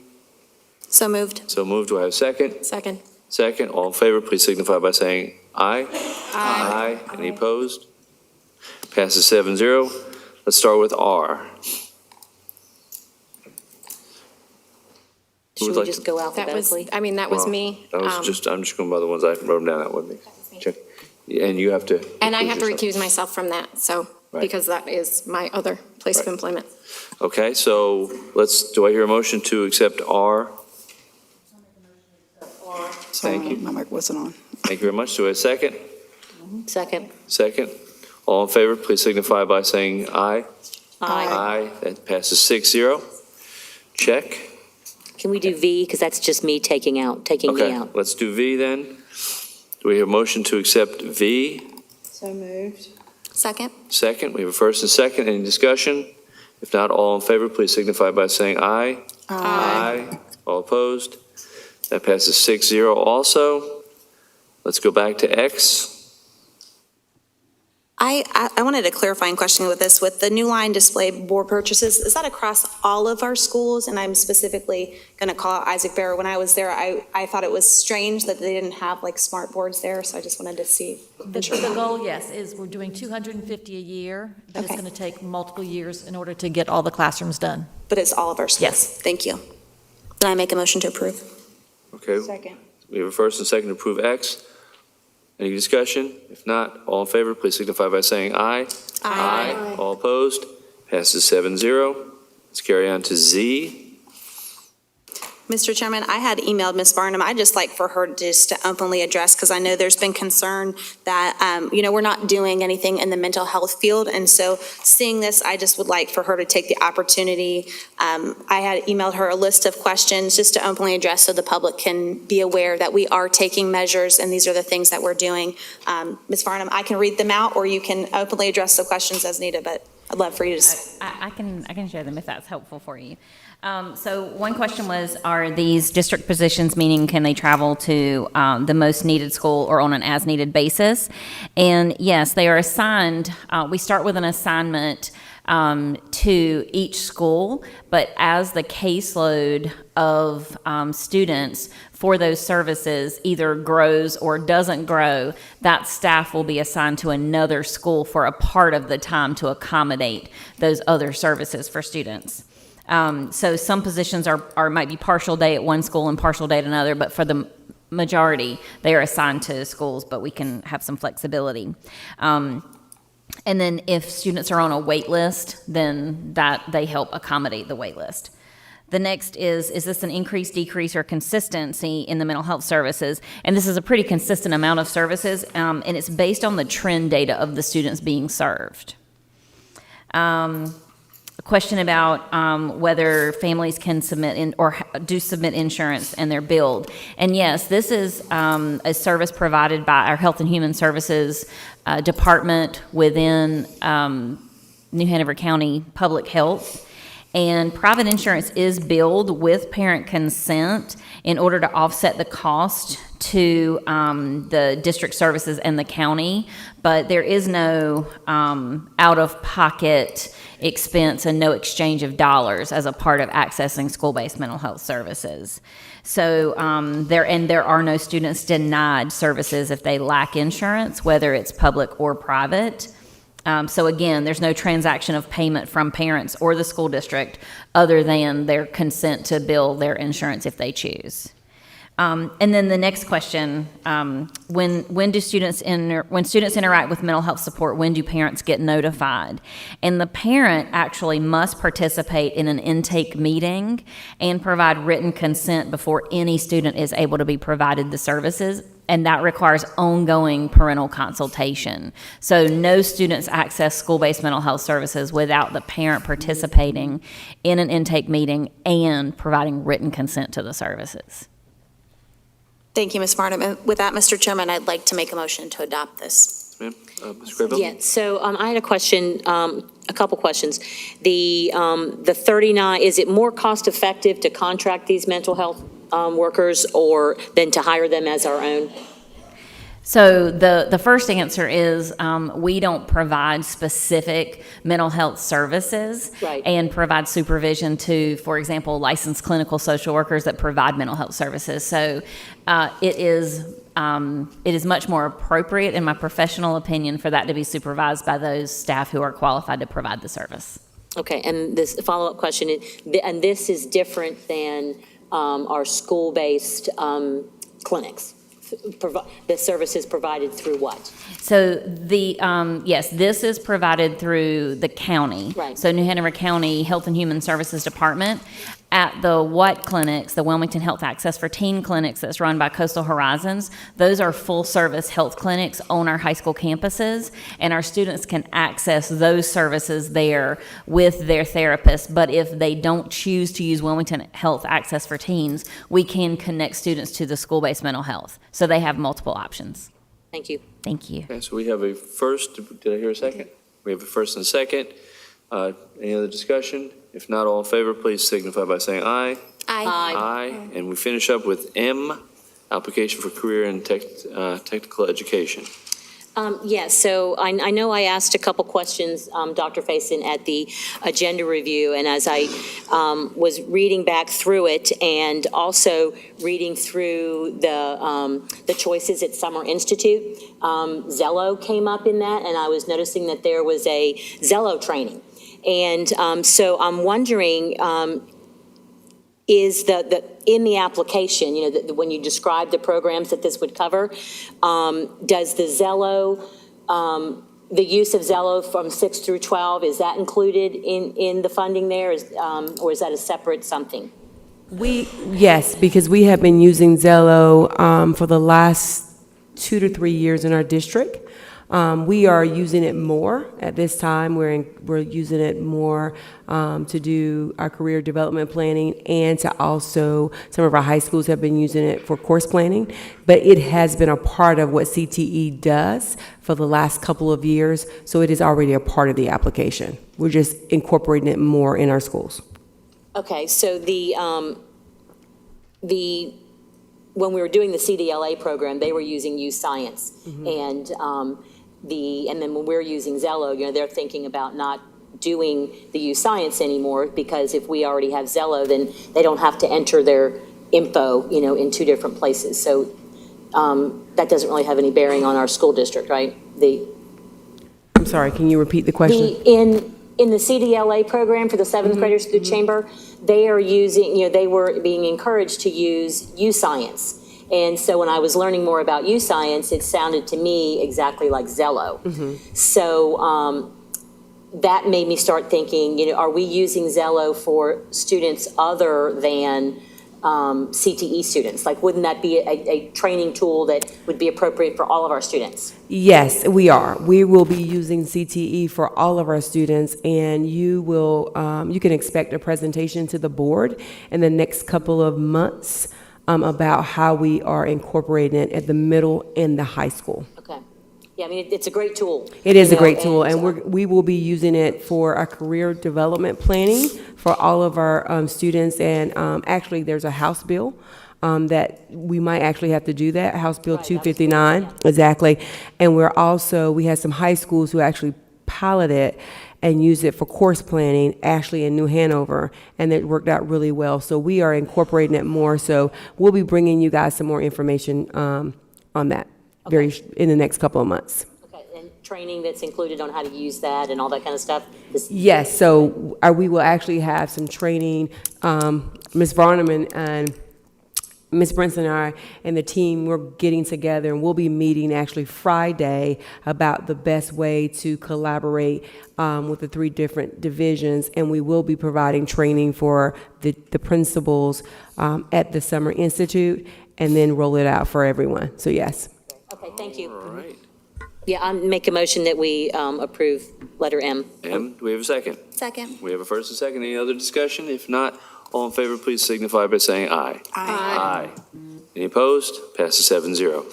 Let's carry on with our policy amendments. Ms. Barnhart, you are in charge of the policy committee.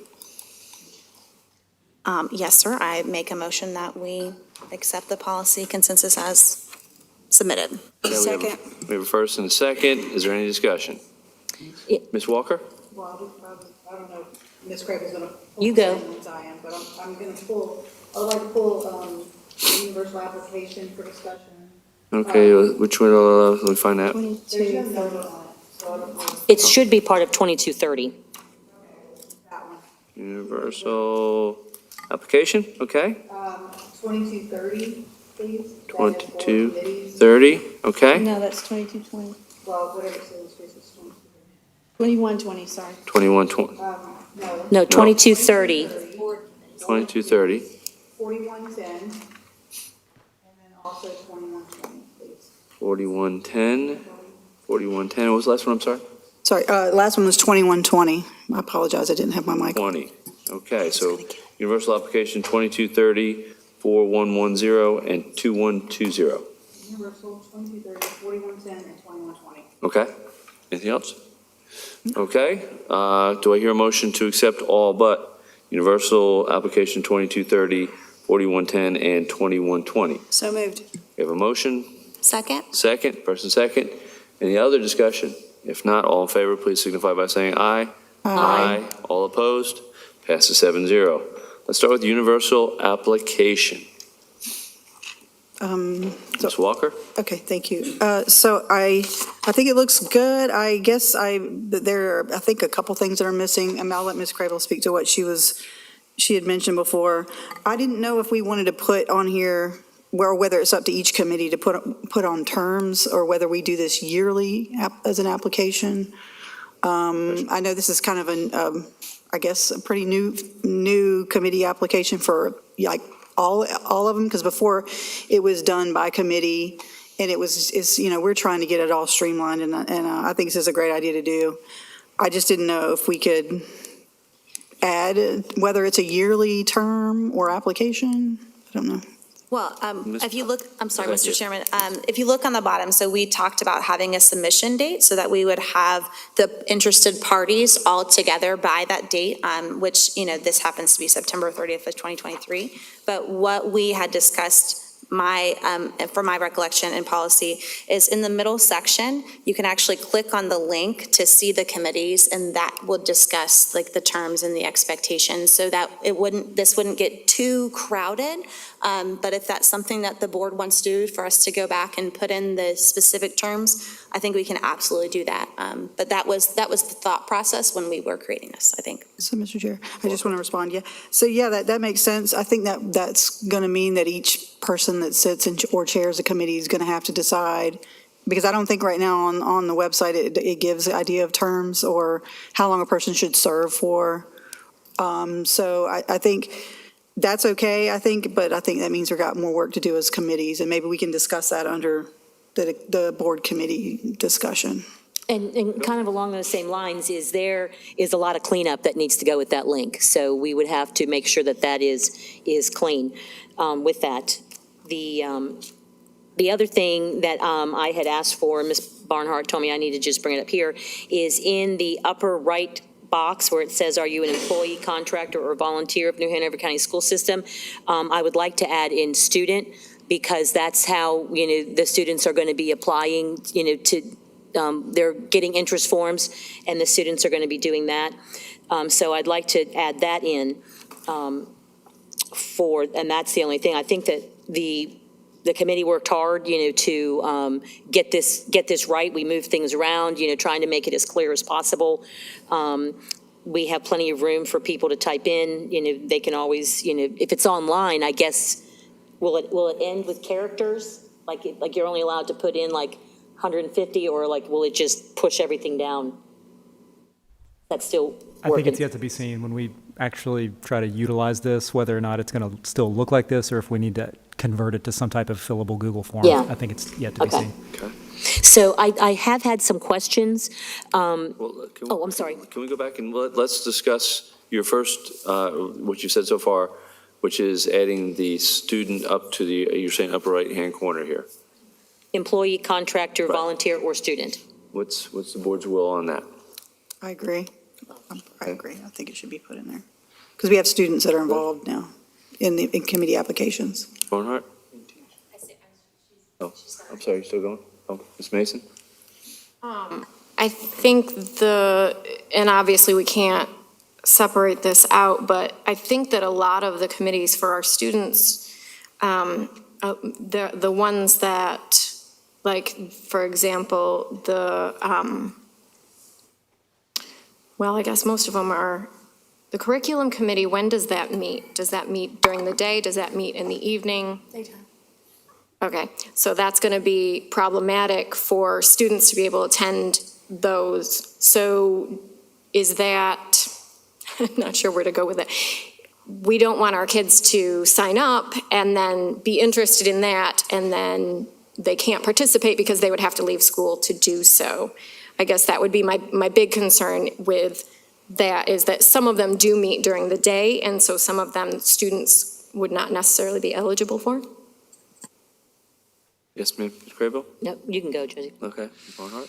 Yeah, I had looked over when Ms. Kraber brought this up. And the reason why I didn't just put this on here is because we had already submitted it, so I wanted everybody to have the same document and to have an open discussion about this. And so I had looked at the student voice policy, and in 4004, which is the student voice, it talks about, and number 3, provide opportunities to include at least one high school student on all board committees, advisory committees, and ad hoc committees. And so I know I had mentioned it to the student voice representatives here tonight. There's some changes with that policy, but then I started asking the question, looking at this is not even the full list of committees. And so we're violating the student voice policy as it's written right now, because we do not have representation on every single committee.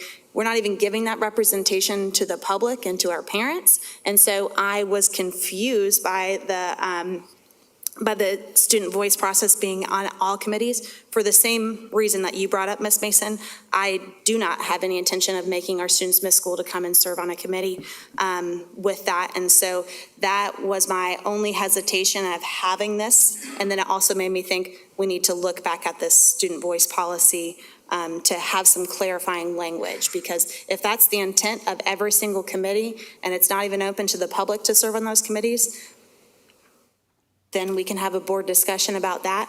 But that was my concern. Ms. Walker? So I think we should look at that, because I don't think the intention was to put them on every single committee, because I don't believe all of them would be able to accommodate a student on there. Like personnel issues, the public's not allowed on. Right. Student, records issues, they're not allowed on. So that's why they're not listed here. So, and I know that some of the committees that I have served on and are talking to people is that they would like to have the option of having their meetings at the school so that, a student could participate, if they're not meeting once a month and they're meeting like once a quarter, then they can make arrangements with their teacher and their principal to Zoom in or attend.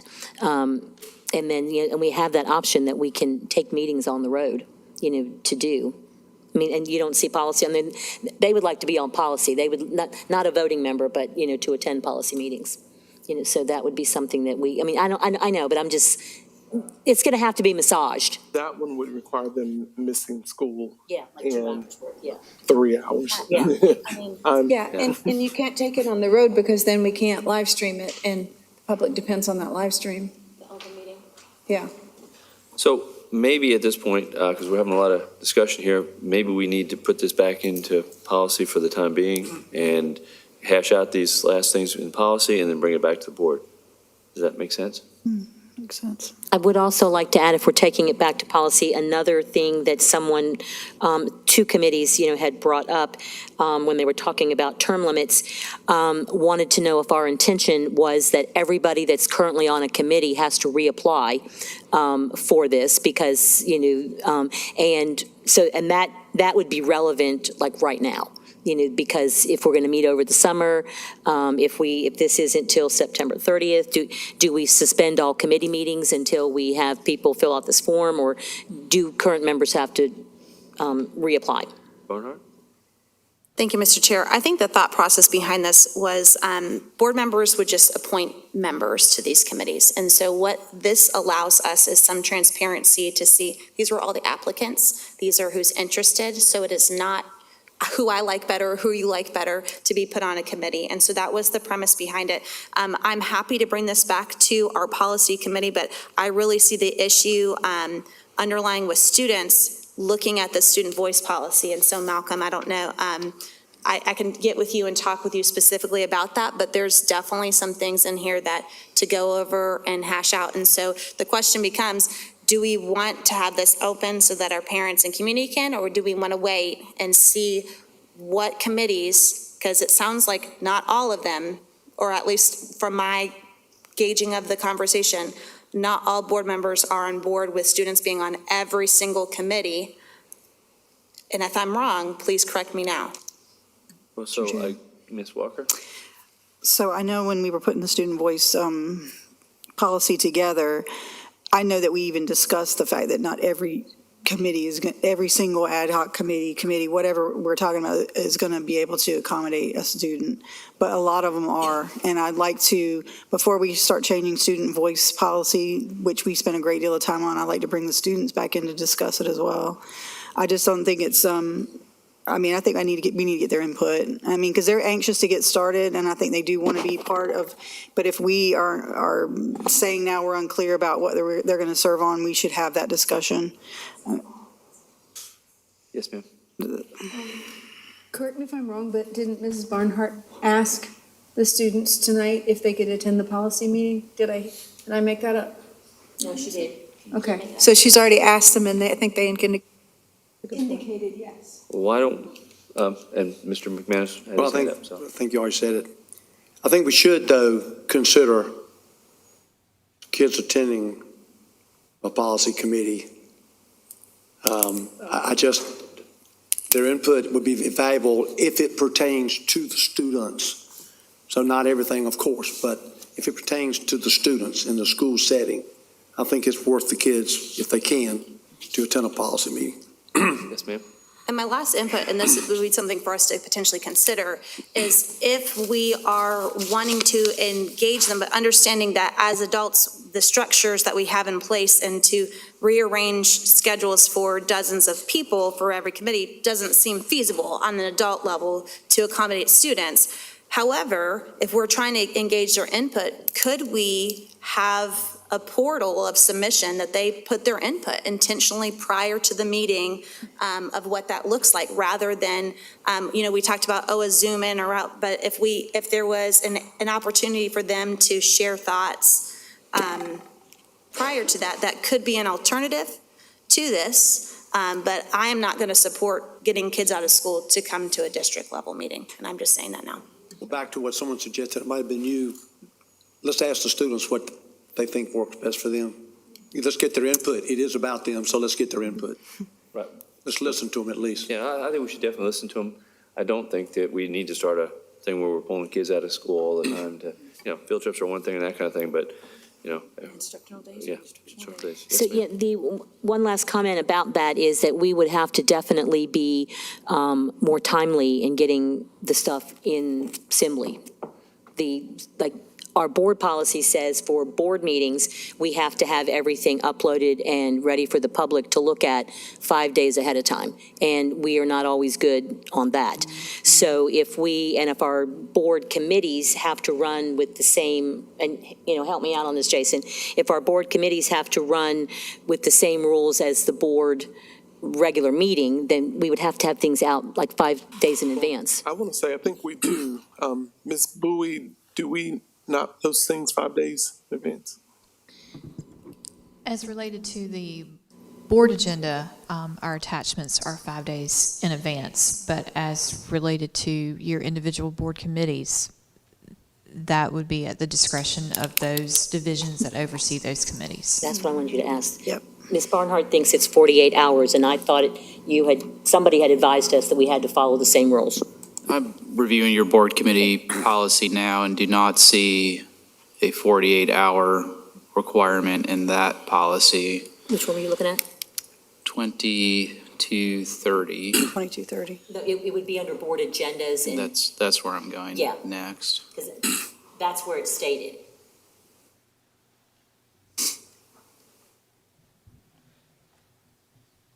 The board agenda policy does not distinguish between regular board meetings and board committee meetings. Right. So it could certainly be interpreted as applying to any, if the board wants clarity on that, you could add that to your board committee policy.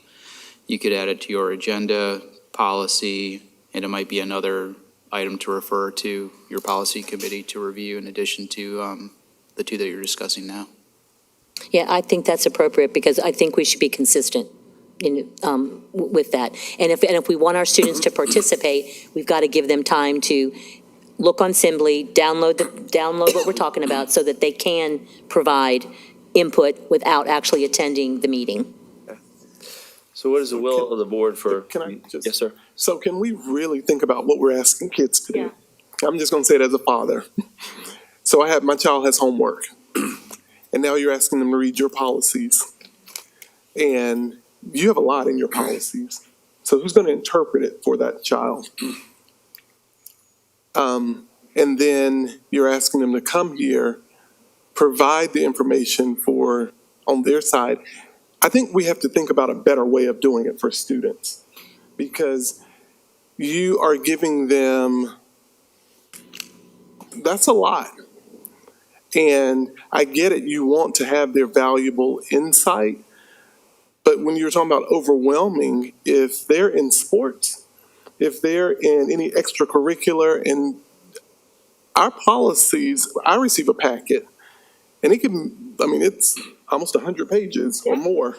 And so you're asking kids to read 100 pages in addition to doing homework. So I want us to just be realistic into what we're asking our students to do.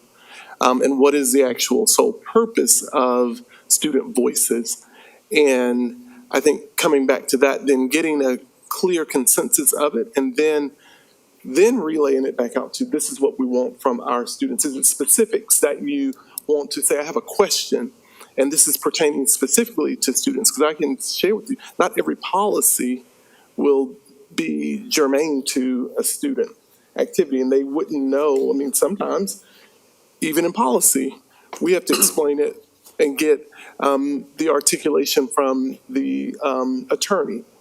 So again, are we just doing it to say that we want them on every committee, or are we doing it to get a valuable experience from our students? So I think that's where we possibly need to start. Not saying that we don't want to hear from students. That is not what I want anyone to take away. But I do want us to actually understand and make it feasible for students so that they don't feel as though they don't really have a voice because they don't want to do it. Walker? Well, and that's the kind of point of the student voice. They know what they're doing. They know what sports they have. They know what they want to get involved with. And I'd like to trust that when they look at what our committee does, and there's all kind of videos online, they can look and see what we do, that they can decide the level, I think inviting them to the conversation is the most important part of it. And, maybe they don't want to read, 50 policies or whatever it is on that committee. At the same time, it's inviting them into the conversation so they can be part of what we all do here for them on their behalf, and adding their voice to it is important. I think that's the most important thing. We don't want to overwhelm them, that's true. At the same time, we do want to at least ask them, come on in, let's hear what you have to say. So we've had multiple discussions on this, so what is the will of the board? We need a motion with the universal application. I make a motion that we adopt the universal application as written. Okay, we have a motion, do we have a second? I'll second it. Your first and second, we've had discussion. Ms. Bowie, would you call the roll, please? Are we out of discussion? We've already discussed it. Quarter to 10. Not after the motion, we didn't. I didn't know the motion was made to accept it, because there's obviously problems with it that some of us don't think it's ready, so. Let's Could you continue repeat, to is discuss that it. be to accept as presented? Presented. Is that what we're voting on? Yes, we are. Without the student's name on there? Or just, Right. Ms. Bowie, would you call the roll, please? Ms. Craybill? No. Ms. Walker? No. Mr. McManus? no. Ms. Mason? Yes. Ms. Bradford? Yes. Mr. Wildebohr? Yes. And Ms. Barnhart? Yes. Passes 4-3.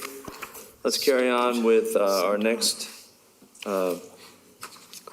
Let's go to 4110. Ms. Walker? 4110, okay, that was the one on immunizations. I guess I had a question, maybe it's for our policy committee people, why we're striking out words that deal with just the federal government. I mean, it doesn't matter. It does matter that it's there, but just because they're struck doesn't mean that we don't have to follow federal guidelines. So I just don't understand the reasoning to take that line out particularly. If that can be explained. Does anyone from the policy committee want to discuss? Ms. Bradford? We voted to do that because we've just come through a pandemic. We've come through shuttering our schools, shuttering our businesses, and very sensitive to the fact that a segment of our population does not want to take any vaccines. And to include that in there is just, Mr. Weber called it a catch-all for any vaccine. I just, in good conscience, I could not leave that in there. And it passed policy in a vote of 2-1. Mr. Chair. Mr. Weber has a comment. Mr. Weber? Yeah, good. And I'd be happy to offer clarity on that. So vaccine requirements for admission to public schools, that's governed by state law and rules adopted by the Commission for Public Health. Each of the vaccines listed in your current policy are either in the statute or in Commission for Public Health rules. The final provision, I mean, it is a catch-all. Whether it's in there or not does not have any real practical effect. If there is a additional vaccine that's added into the statute or that's added through the commission's rulemaking process, it would also be required. Staff members, if this were removed, would need to either keep up with those changes as they may be made from time to time and, bring revisions back to the board. There's certainly a hyperlink that would contain the most recent list of vaccines. The only other point I made in policy committee is it is our firm's legal opinion that boards of education do not have independent authority to require any particular vaccine. That authority has been given to the Commission for Public Health. So for a point of clarity, this catch-all statement does not and would not give you as a board the authority to say that a certain vaccine is required It's merely an acknowledgement of the state of existing law, which delegates that authority to the Commission for Public Health. Mr. Weber, if I can ask a quick question, then I'll get to the rest of the board members. As I remember from my days as a principal, there is a religious exemption. There are several exemptions, and I think the hyperlink in this policy provides additional information about those. And if I scroll all the way through it, there might be information in the policy itself, but you're right. Receive. Yes, Ms. Barnhart? And Mr. Wildeboer, it came up as far as the list, this is the updated list A through I of the required, and so part of the conversation was as list gets updated, we would list them out rather than a catch-all statement. And so this was not an acknowledgement, oh, we're not going to follow the law. This was saying that we are going to be very clear with the expectation of what it is rather than having a blanket statement and make our policy update that as it happens. Okay, Ms. Craybill? Yeah, so we, through NCSBA and other legal guidances and on a lot of different policies, it's been suggested to us that we don't make reasons for not putting things in policies based on our personal beliefs, based on our political beliefs, based on our religious beliefs. And if we go back and play the tape of the policy committee meeting, when we were taking the vote, one of the policy committee members stated that we had a terrible pandemic. I'm not voting for anything like that ever again. And she didn't like, vaccines. And so, no, I'm just saying you cannot shut me down when I'm just stating a fact. Point of privilege? Board member. Yes, ma'am. You're going to allow the personal attack on one of our board members? I did not attack any board member. I said one, and people can go listen themselves. Okay. All right, thank you for that. Okay. Any other discussion? If not, do I hear a motion? I make a motion to adopt the policy as presented. Do we hear a second? Second. Your first and second. Any other discussion? If not, Ms. Bowie, would you call the roll, please? Ms. Walker? Sorry, did you say Walker? Yes, Ms. No, Walker. thank you, no. Mr. McManus? No. Ms. Mason? Yes. Ms. Bradford? Yes. Mr. Wildeboer? Yes. Ms. Barnhart? Yes. And Ms. Craybill? No. And that passes 4-3. We'll continue on with policy, what's the next one I have here? 2120? 2120. This is the next one you Yeah, pulled. this is a board, code of ethics for board members. I have highlighted quite a few things in here, and I guess, again, I have a question of why, not understanding why we are trying to set up a policy of ethics. It seems to me a little retaliatory, perhaps it could be used that way. I feel like as an elected person, I should be allowed to voice my opinion. I think I try very, very hard to address the chair most of the time, like Robert's rules suggest.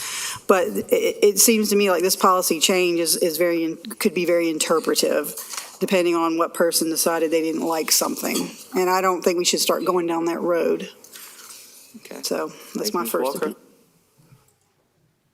Ms. Mason? I have to agree with Ms. Walker. It is concerning that it is so drastic a measure. It would seem as though there should be a longer process, and I could definitely see how this could be abused. We have to be willing to accept that if it is turned against us, that we would get those consequences, and as board members, we would all have to be willing to accept that. I think that we need accountability. But I think that we need to take a slightly different approach, perhaps using a censure as a warning and then proceeding in a manner that way. But I think this is a bit drastic. Mr. McManus? Thank you. I do believe it's back to one of my sayings, Trojan horse, to keep us from stating what we were elected, all of us, not just one or two or three. We were elected by our community, hopefully to speak a voice of, I guess we don't always agree, and as elected we don't always support, but maybe our politics would like for us to. And I appreciate what Ms. Mason said. As long as I or another board member, when you're not threatened with some type of physical, if you're not cursed at, then I think we have a right to speak our mind. And what really bothers me is that we have speakers who stand up and can say basically anything about us collectively or shout out individually. They're called down, but once they've said it, they've said it. We had an individual yell out, Ms. Bradford, not too long ago, we elected you to do this, do it. It's your turn, you've got to do it. That reigns of what this is not really good. And so you can't take away my right to voice my opinion as long as I don't curse or threaten you. You're going to silence an elected member? And you did originally say, and it was from Ms. Craybill, when she spoke, and I know, but she did not curse. She did not threaten. And although I get along with all of y'all great, I think. I love you, but we're not going to agree all the time. But I'm not going to vote to take you off a committee to prove to you that you can't talk to me or disagree with me, or I don't like the particular words of choice that you do. That's totally unreasonable. So when you silence the newspaper, the radio station, Pete goes on the radio, that's his business. Speaks his mind. I'm not mad at him because he does that. I may not agree with everything he says. We get to say what we feel. So the audience, are you going to control them? You're going to control the newspaper, the TV? I don't understand. Why are you starting with us? We were the elected officials. So I just totally think this is ridiculous. Barnhart? So, I mean, I always enjoy this conversation. The reason why I voted to bring forth, because I believe we're talking about the last part of this policy. Is it presumptuous to say that when it says the chairperson has the right to openly address a board member violation of this code of ethics for board members and give them an option of a formal apology, and upon a majority vote of the board, that board member has committed a violation of this code of ethics for school board members, the board member shall be removed from committee assignments for a period of 90 days for the first infraction, 180 days for the second, and the remainder of the appointed for the third. Are we all talking about the same thing? Okay, thank you. So first, I want to say that right now, the chairperson has sole authority to do that. If we recall back to previous leadership, that actually happened to some people that were sitting up here, and if they want to outwardly raise their hand, they can, but the chairperson can take you off of subcommittees if they choose to do so, at will, no reason given.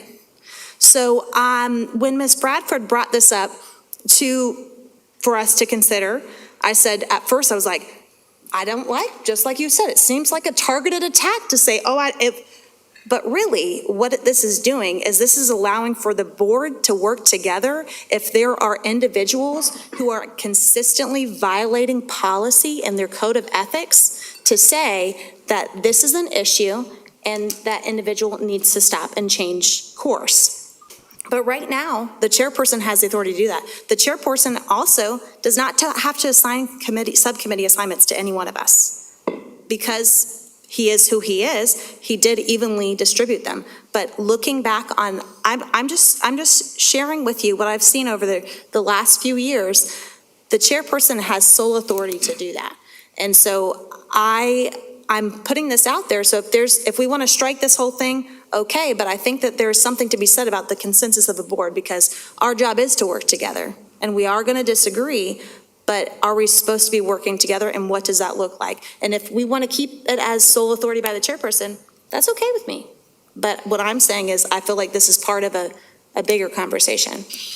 And I'm going to jump in here. Like I say, as the chairperson, I don't think that the chairperson should have all the authority. I think it should be a board decision.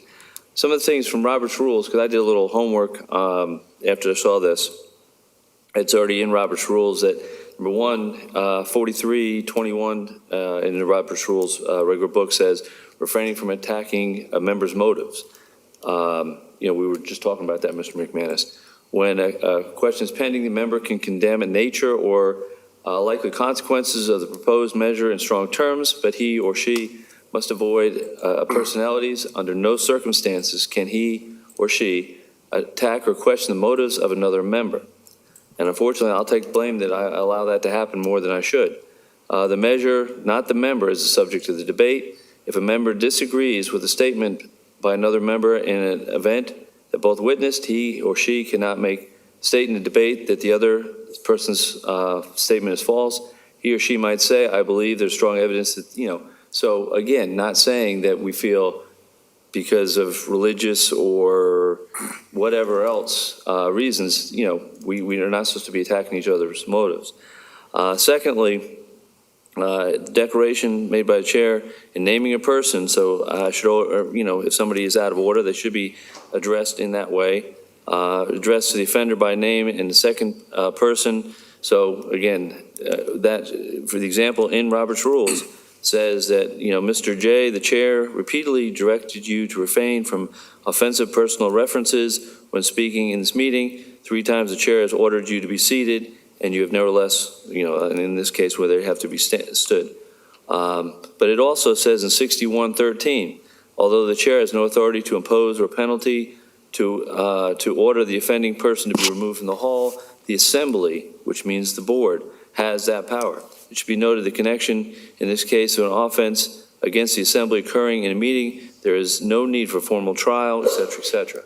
So, I do see the concern. I don't want us to, I want the board to get along. That's one of the things, if we want to talk about what, Ms. Bradford, somebody said to her, that's one of the things I ran on, was trying to get the board to work together. So I definitely am opposed to anything that would violate that or break us apart. But on the other hand, we also have to follow the rules. You talk all the time. Oh, excuse me, I shouldn't do that. See, I'm breaking the own rule right there. I apologize. And I'll apologize because I was wrong there. I will apologize. But that's the thing right there is, we talk about, we as a board talk a lot about discipline. And then, if we're not, we should be watched on TV from folks saying how well we get along and how, we're not going to agree. And I agree 100% on that. But we should at least have respect for each other's opinions. So I'm going to close there. Ms. Walker? We are Speak adults. before she speaks. We're supposed to go, everybody gets a turn before we go back around, and didn't you start it? Okay. Oh, yeah, you haven't had a Absolutely. chance to Go go? ahead, Ms. Grable. No, go ahead. Go ahead. Because maybe I'm going to cover something that you've covered. Okay. So, I'll couple get my little sheet things going. is, yes, you are allowed to appoint and remove anybody at any point in time, but board members are allowed to attend any committee meeting they want. So you can remove us off, all that you Don't want, do that. but we can still go to the meetings and we can still give input. And then we still have the voting opportunity on there. So to me, that just seems kind of superfluous, whatever that word, it seems, yes, that word. There you go. So that said, I think that Robert's Rules of Order, they, elected officials have they are allowed to do different things than your average nonprofit board, or, correct me if I'm wrong on that, Jason, that you can't take away our voice. And the one that comes to mind specifically is when a board member rejects a motion. So that basically just says, shut the heck up. And I don't want to hear what you have to say. And an elected official board, that's not good, to reject without even any discussion, because that's all of us in there. And then I'm just very concerned, if we go with this, whose opinion is it that the behavior is so egregious that we have to be kicked off? And I would like for I'm not saying anything. I just want people to take a look at number 16 that says, avoid being placed in a position of conflict of interest and refrain from using the board member's position on the board for personal or partisan gain. So that would be one that would, bother me, the most with that. And so I personally, I'm going to say that I feel like this policy is almost retaliatory towards me because I dare have the audacity to call out board members when they're making misstatements and to refer people back to other meetings. I don't have to call out names. All you have to do is refer back to other meetings. So I don't think, we all have to put thick skin cream on, because sometimes we're going to say things that are not wrong and they're not illegal, but they might be offensive to a board member personally and not necessarily offensive, against the law. So I just think that we're going down a wrong path when we should be, our number one responsibility for setting policies is to do what is best for students and not up here, trying to silence our members. So I would like for Jason to kind of weigh in, if he could, on the Roberts to Mr. Wildeboer, which is very relevant on that. Oh, before you do that, I will take this opportunity to apologize to you, Mr. Wildeboer, for speaking out of turn when I'm gavelled, and I'm just going to say that's out of frustration for other board members rejecting things that I think are important because they think theirs are more important. So I apologize to the board for doing that, and I've done it twice. And you talked to me twice. We talked afterwards. So I hope that you all will accept that apology. But I don't think that's worthy of me or any other board member being thrown off committees and having my voice silenced because I have an opinion that's different. Board members, I'm happy to weigh in on this. I think a couple of key points. The first would be that Robert's Rules of Order, those are rules of procedure that the board and many boards in North Carolina have adopted to govern their proceedings. It's not the only body of rules that governs how the board operates. There are board policies at play, there are statutes at play, and this particular language has been added to your board code of ethics policy, which is the code of ethics that you, again, have adopted for yourselves. Some of these things are also reflected in state law. Some are not. The way I read this proposed language, it would apply to violations of the code of ethics policy. There certainly might be overlap between the board's code of ethics and the general rules for debate that are set forth in Robert's Rules. I think in trainings I've done, I've gone over those at a very high level. And board members, I've given advice on this particular language in closed. I'd be happy to answer additional questions about what the particular legal implications might be as to its application. I know there's a second opportunity for a closed session if you'd like to have one. And if there are any other questions on this, I'd be happy to take them now.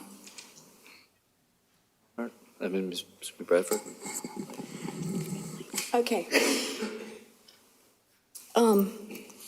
This board has a documented history of board member violations of this policy 20-20, the Code of Ethics. So let's talk about what the Code of Ethics says.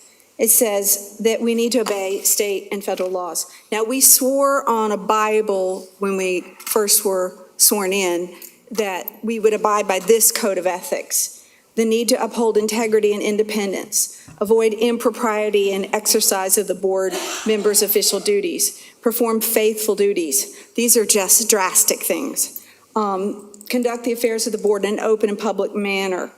Attend all regularly scheduled meetings. Endeavor to make policy decisions, so always keeping in mind the objective of providing students the opportunity to receive a sound basic education. Allow controversial issues to be presented. Render all decisions based on available facts and independent judgment. Model civility to students, employees, and all elements of the community. Respect the confidentiality of information that is privileged under applicable law. Refrain from unauthorized disclosures of matters discussed in closed session. Work with the board members to establish effective board policies. Seek systematic communications between board staff and all elements of the community. Communicate to other board members and the superintendent expressions of public relations, reaction to board policies and school policies. Learn about current education issues by individual study. Comply with North Carolina law, comply with general statutes about the training for 2 years for ethics and the other training. Support the employment of those persons best qualified to serve as school employees. Avoid personal relationships. Refrain from investigating or attempting to resolve complaints received personally, but instead direct the complainant to following the board's policies. Represent the entire county. Avoid being placed in a position of conflict of interest and refrain from using the board member's position on the board for personal partisan gain. Take no private action that would compromise the board's administration. Remember that a board member is part of a governing team. Recognize the strength of the school board is as a board, not as individuals. Demonstrate respect towards our county and all persons. And number 21, remember always that a board member's first and greatest concern must be the educational welfare of the students and attending public.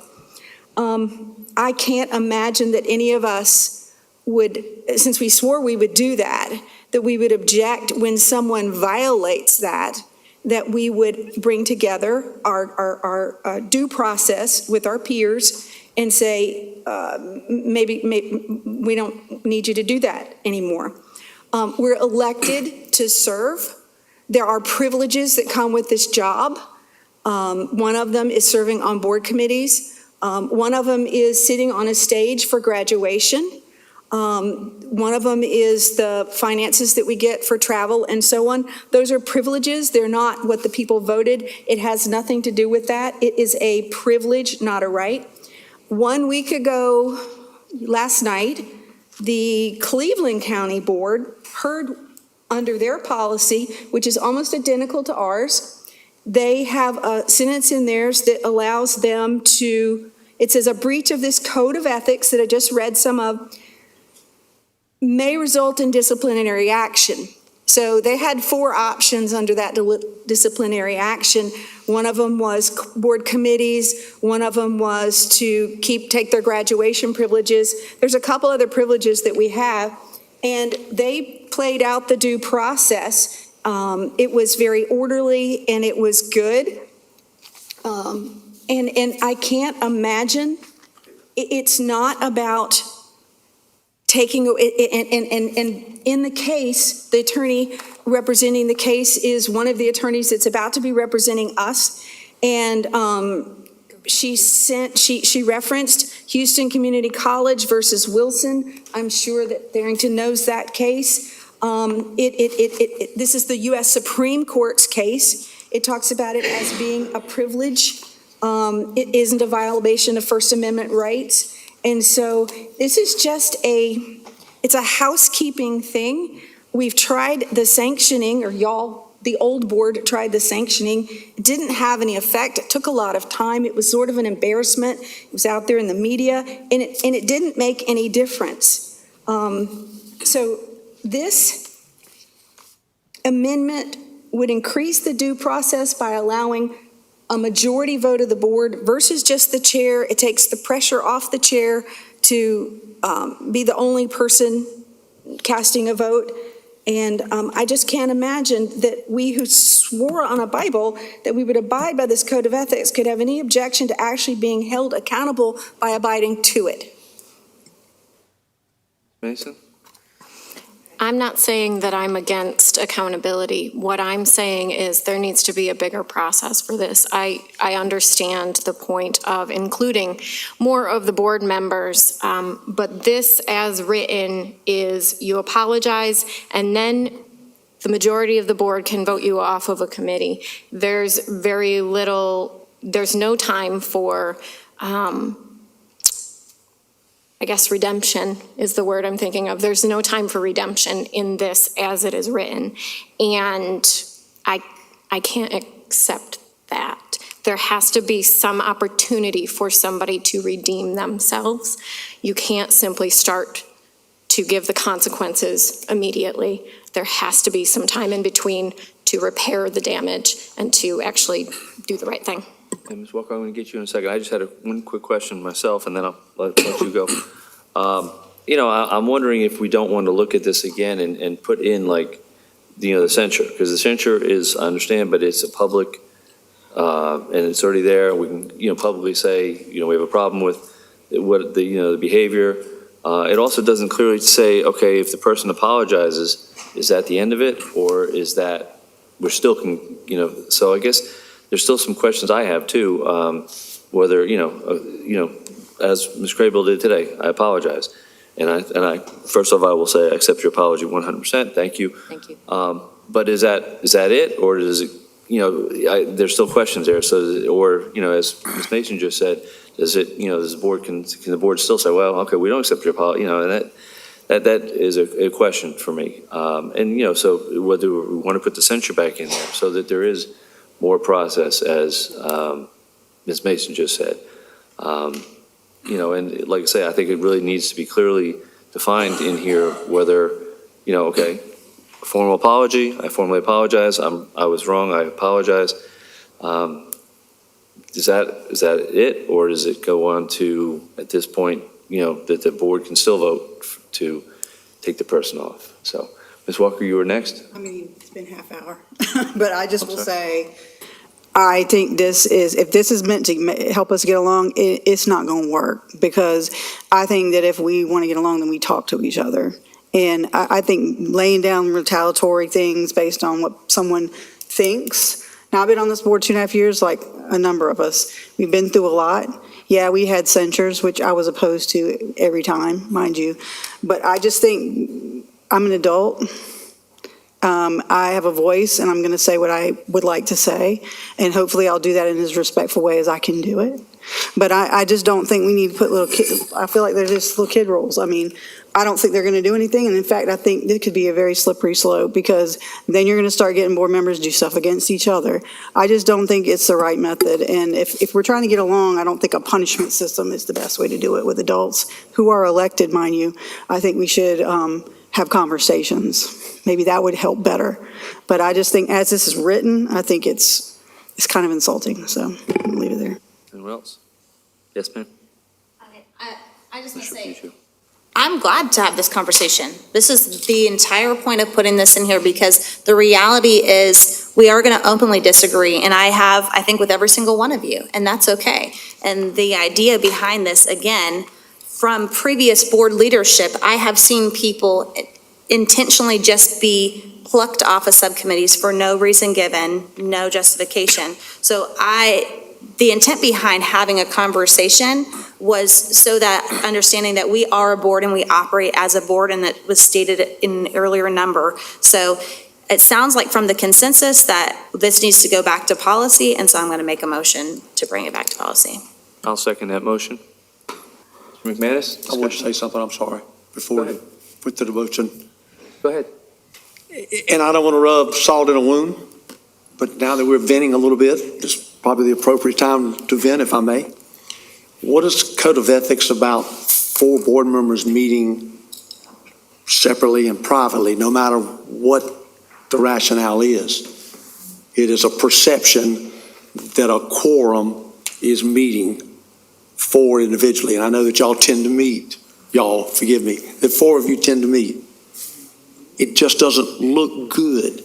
So if we're going to discuss about impressions, we're going to discuss about code of ethics and the perception of that code of ethics, which I think is the umbrella for it all, then I think, as Brunswick County, I think, ended up doing, because the question was called, and I think y'all go to pray, and that's your business, and I support it 100%, both most often before and after. But there are 4 of you.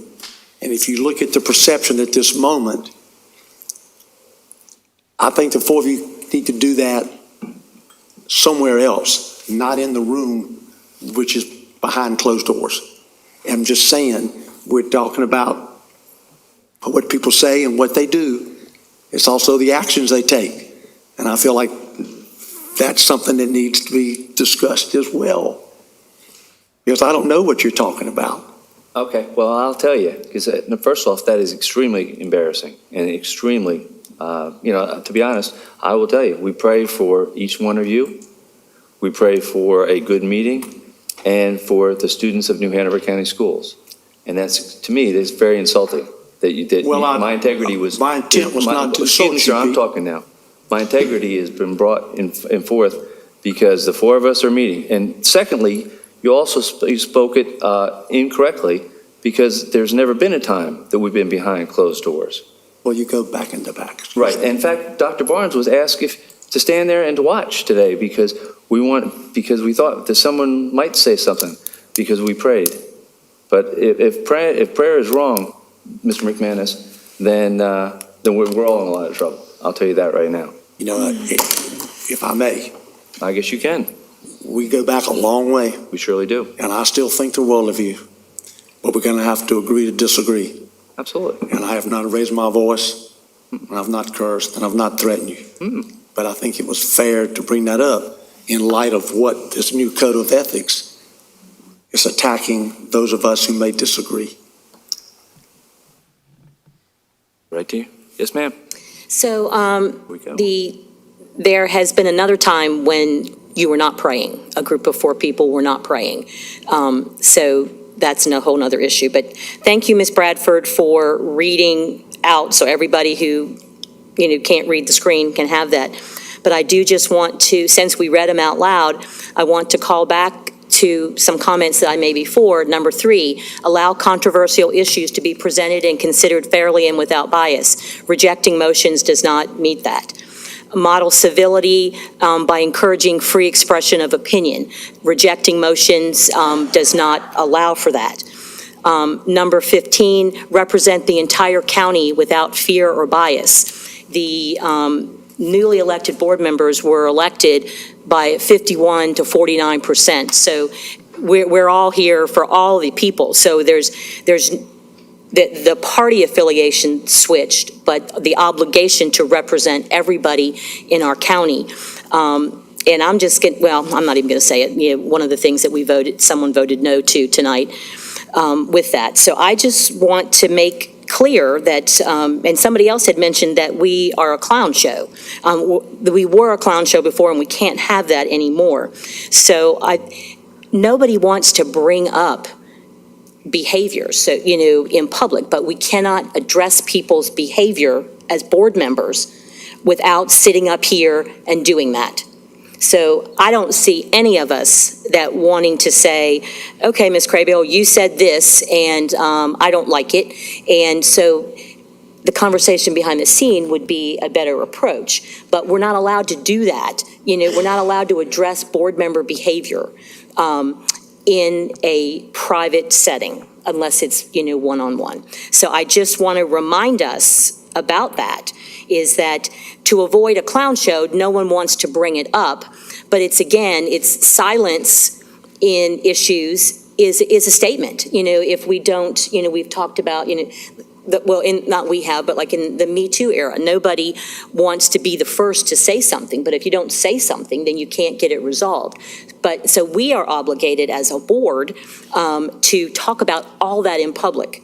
So before we start, casting the stone of removing people, everybody needs to check on some of the behaviors that they have, like emailing people or calling people and asking them for favors on different kinds of things. I don't think that we should be engaging in that, but certainly don't want to call that behavior out, up here on the dais. I would rather someone approach me personally and say, hey, I heard that you sent, a note to somebody, and, then the person gets a chance to refute it. Otherwise, we're going to be, censuring, and we don't have to censure. We did a vote of no confidence one time, and that really just said, board member, it's gotten to the point that we've all tried to talk to you, and it's not working. So we already have those to our avail. So, why not, try and use that? And if we need to define what that looks like, I'm all for that. But I think we should stick with what we know and stick with what is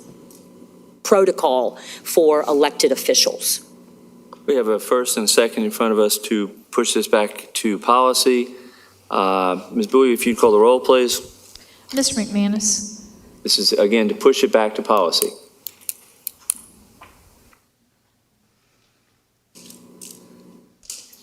Yes, sir. Yeah. Ms. Mason? Yes. Ms. Bradford? Yes. Mr. Wildebohr? Yes. Ms. Barnhart? Yes. Ms. Craybill? Yes. And Ms. Walker? No. That passes 5-2. And our final poll, I think, is similar, but do you still want to discuss that further? Ms.? 2230, yeah, that is the board committees. I Okay. guess 2230, yes, ma'am? I guess there was a change to legislative committee I wasn't quite sure about. I don't know that the committee has the right to make a legislative agenda. No, that's more of a board thing, I believe. So I'm really unsure. I'm kind of really unsure what legislative committee is supposed to be doing. I know the intentions were, but we've only had one official meeting, and I haven't had any discussions about this particular part either as a member of the legislative committee. And there's still here, it says that one person should be a liaison, and that's not happened either. So I'm kind of questioning this change with the legislative committee. I think the two people that are on legislative are also on policy. And of course, I am not privy to the conversations about where this is supposed to go. So that's why I pulled it. I'd like to understand better. Yes, ma'am. Madam Chair. There has been no conversations, and I'll be very direct. I think that the black sentence before the red letters was voted to be struck out so that there was not a liaison. The idea and intent, when we had our first legislative committee, I was very open and direct that I think that we need to have a plan for our target priority schools. I met with lots of people in central office to see what that plan would look like and vision would look like, and then was told after a number of things that having an idea from legislative would absolutely come before the board because it's a subcommittee. The subcommittees cannot act on behalf of the board. So the idea and concept, and we discussed this at our first meeting, we were going to come back together after the legislative session to discuss the things that had passed through and the implications. The idea of having a legislative agenda was that we could have a common goal to advocate for specific targeted funding to support our students, to support our staff, to support programs, different things. So to use a collective idea of our strategic plan and from our teachers and from groups, and then coming together as a committee to present before the board was the idea behind it. So there is, there's been multiple insinuations that there is things going on behind closed doors, and that's not the case. We are not allowed to have a legislative agenda because it's not been in policy. So the idea and concept behind, if we can advocate for New Hanover County schools better, then I think we should do that. So that was the intent behind adding this language. And that's May I? Walker? Yes. I mean, it's a complete change of the language. It's not, I mean, I've got here, the purpose of the committee is to serve as a liaison between the Board of Education and local and state officials. But I feel like this is totally changing what the committee is supposed to be doing. And I mean, I guess it's, if someone wants to do that, it can be done, but I don't understand. I understand what you're saying, Mr. Chair, I understand what the member's saying, but I don't agree with it. I don't feel like we should be changing the whole idea of what the committee is supposed to do. I mean, and I really do wish I had been at least discussed, someone had called to discuss it with me as a committee member. It would have been really helpful for me, because I'm feeling like I don't really understand I understand what the purpose was before, and now it's completely changing, and I guess I just don't agree with the change, if it's coming right down to it. And I don't think I have insinuated anything.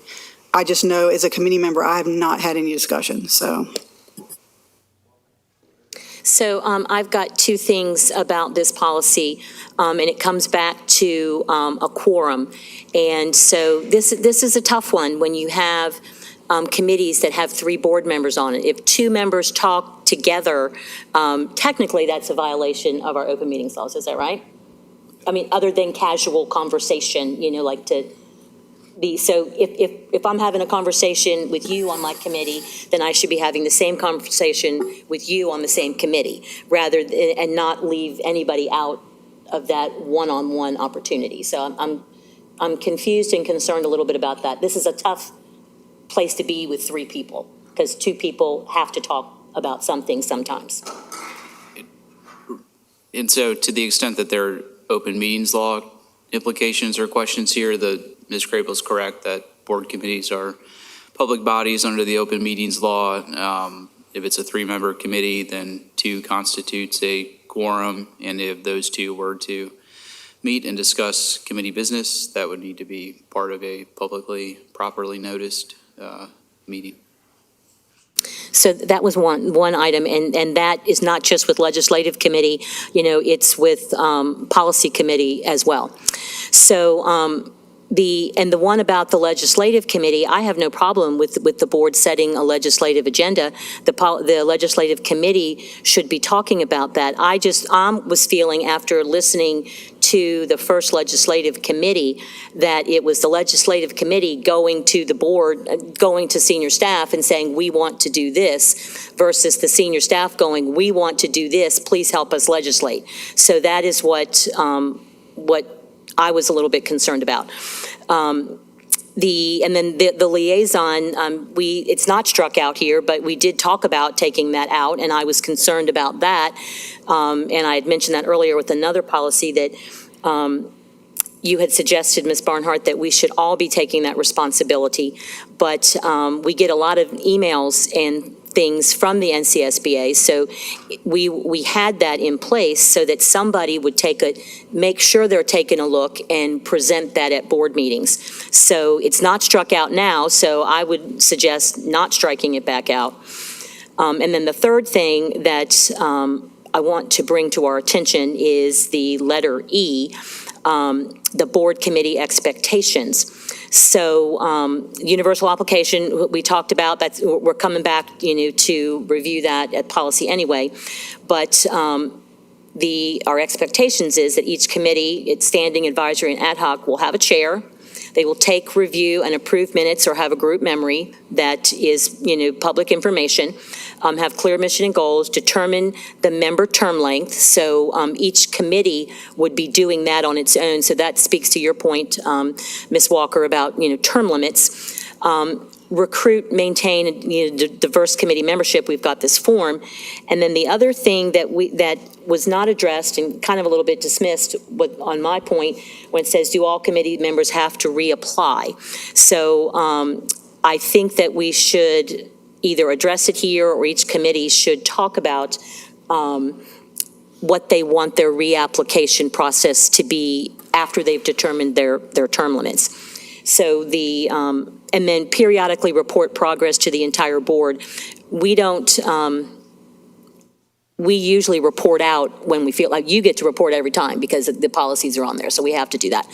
But other committees, maybe after every meeting, that if there's some things that we need to just, and some of our committees, it's defined how they have to report. Like SHAC has to report, CTE business advisory, has to, well, the business advisory doesn't have to report, but CTE does.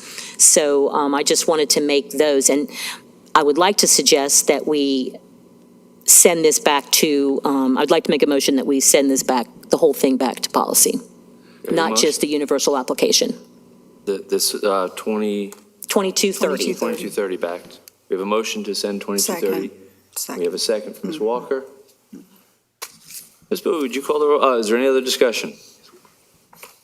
Nope. If not, Ms. Bowie, would you please, again, this motion is to send policy 2230 back to the policy committee.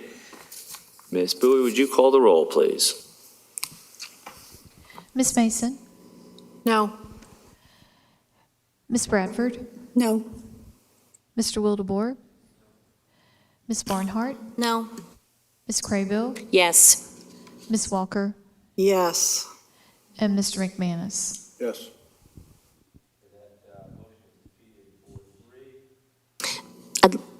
Go ahead.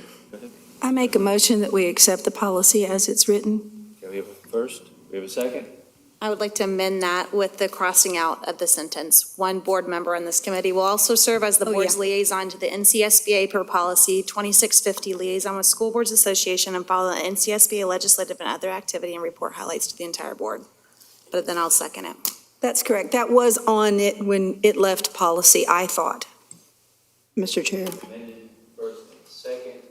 Is there more discussion, Mr. Walker? Yeah, I mean, we weren't even presented with the proper copy, so first of all. Second of all, if this is the way we're going to keep doing things, I mean, I don't know how we're ever going to officially kind of compromise on anything, because it seems to me like 4 votes are there, it's done, and I don't even think it's correct. How are we approving a policy that's not even correct in front of us? I don't think that's how we should do business, so.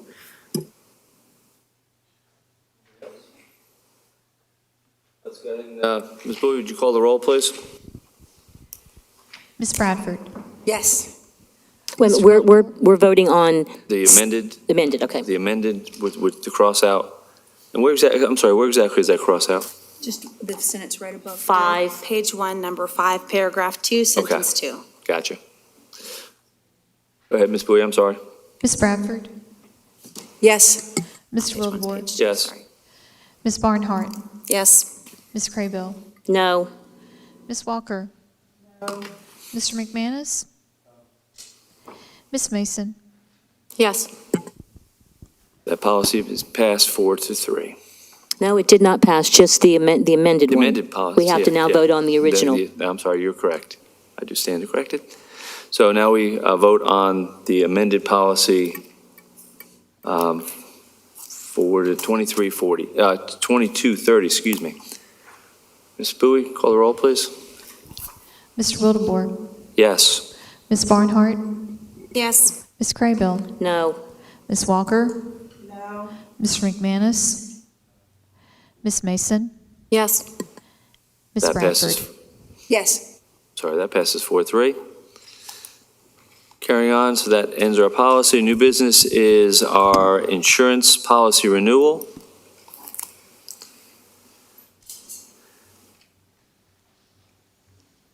Good evening. Good evening. I'm here to request approval of the policy, insurance policy renewal in front of you.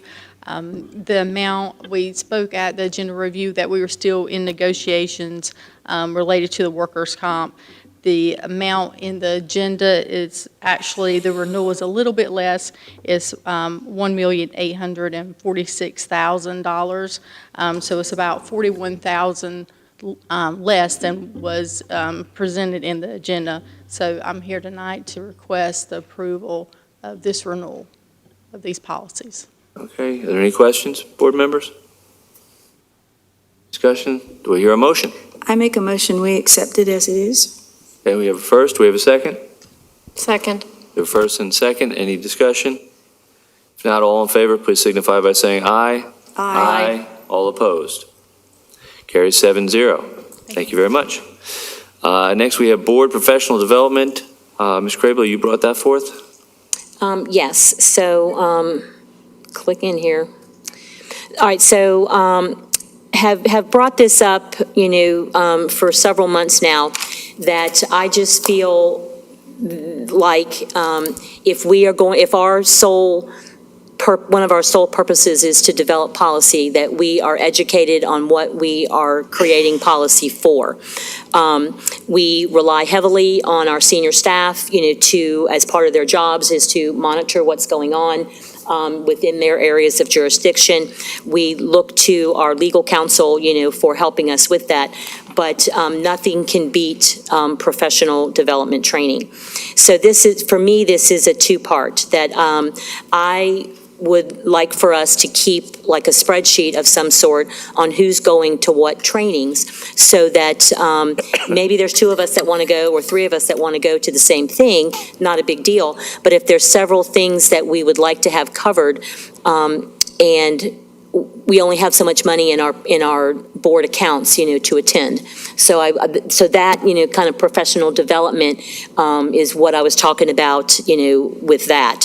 And I'm thinking of things like, the NCSBA trainings and not in trainings and conferences and workshops and for law and for updates. The COSPA, which is the national organization that the NCSBA belongs to, they have a lot of good information that we can glean. But more importantly, I wanted us to consider attending classes, training workshops that we already have going on within our school district. And some of the ones that come to mind are what, Ms. Barnum presented to us, trauma, sensitive schools training, that maybe one of us, goes to that and reports back, how that might work in. The darkness to light, which all of our staff takes, there's no cost at that, and we can ask when they're conducting the training, and we can just go sit in on it. So I did, as the Title IX chair, because I wanted to know, what our teachers were being, told and being trained, and the expectations. And it is an excellent class that they can offer for us as a board, or we can sit in on trainings that are already happening. Youth mental health first aid, this has been around for a long time. I also took that one, a while ago when I was the New Hanover County Council of PTA's chair, because that really, talks about, what we need to help our students be successful. And, I would present, I asked, Ms. Barnum, are any of these, better for us to attend first? And, her suggestion was, and she can retract if she wants, but that the youth mental health first aid might be like a starting ground for us, so that we are all, clear on, staying current on the issues that we're facing with our young people. With that, and then also the community resilience model that Ms. Skiba can present to us for 2 or 3 hours, the resiliency model. I just think that we need to be more informed on what is happening in our community and be in line with that, and also so that we can keep up with, the things that our youth are facing. 2 other classes or trainings, bringing in the bystander that all of our 9th graders, receive with that, and shifting boundaries that all of our 6th graders receive, that we could easily have, a primer, we could not, I'm not saying we knock these all out, in July, but, let's do a schedule, let's put that out, let's come to some agreement, and maybe you all have some other trainings that you think are important. Pretty soon, we're going to have, Title IX training when the new ruling comes out. We're going to have to make sure that we're in compliance with that. And then there might be others that would be helpful, for us to sit and listen on. So I just wanted us to start thinking about, and we can use our board clerk to help us with that, keeping a spreadsheet on, and thank you, Crystal, for, signing us up for all of these kind of things. Or if there's classes that you've seen elsewhere, online, best practices. I know you had one that you brought up at the agenda review, that, and I just think we need to be intentional about making sure that we are up to date, up to speed, and we get professional, training. Ms. Craybill, if I can speak, I think that would be an excellent idea. I think, just to have a place where we can go online and just see all the opportunities, and that way we can take, hey, that fits perfectly in my schedule, and that's only a couple hours, or that might be a week, or something like that. I know we have ones coming up, in the general area, which makes it even easier. So I think it's an excellent idea. Anybody else have ideas? Would you? I don't mind taking the lead on trying to put something together for us to look at. But then, obviously I would be talking with, Student Support Services, to what do they got going on? And then see, like, out in our community, what kind of things do they have going on? The resiliency model is, handled, managed through, communities and schools. I'm happy to put that together and bring something back to us in July, but I need your input. What kind of things do you guys want to take? Are any of these of interest? Because they're all of interest to me, so I'm gonna put them on a list.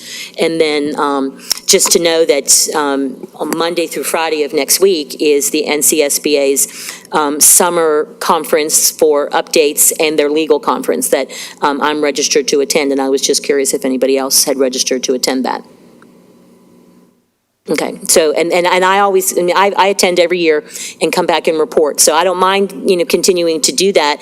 And that's kind of where the legislative thing, the liaison came. Somebody has to, keep up and, make a conscious effort, because none of us are going to any of the trainings at all. And so I just think that we should make more of an effort. And I've actually attended a couple of the NCSBA trainings and the crossover deadline and the different things that I've been doing. So, I think it would be a good idea, and if it's going to be the board clerk to be able to have the listed for us, I think that's great. Talking about Robert's Rules of Order is one, but honestly, with budget and different balancing, and then I'm passionate about scaffolding. And so as we're writing policy, when we're talking about targeted intervention and supports, we're looking at ways to support remediation growth, because we have a third of our schools that are failing. And so what are we doing to support our staff and decision-making to assist with that, as well as our AIG program, supports for our special needs students, things like that. And so what that looks like, the targeted interventions inside the school, I would be excited to also look at those, but. So if I could ask, if you just send me what you've been to, send me what you think we need, and I'll just put it all on a spreadsheet, and we can just look at it. Awesome. Ms. Walker? And then give it to Ms. Could you Bowie, just our put board it in- clerk. I'm sorry, what was that? I said, and then give it to Ms. Bowie, our board clerk, to have, and then we can, post it online too. I bet the community would be interested to know what we're attending. You good? Well. Is she done? Are you done? Oh, yeah, I'm sorry. Okay. Yes. Yeah, so I'm interested in probably most of what you're interested in, so I would like to see a spreadsheet of whatever you're going to put together, whatever schedule is available, and then see if I can make most of it work. Because I would like to probably take trainings that our staff are taking, so at least I know what I'm listening to and talking about. So free is good, and working into your schedule is good and imperative. And like I said, I'm not suggesting that we knock this all out by August. Yeah. Okay. Any other discussion on that? If not, let's carry on to legal services contract. Ms. Sutton?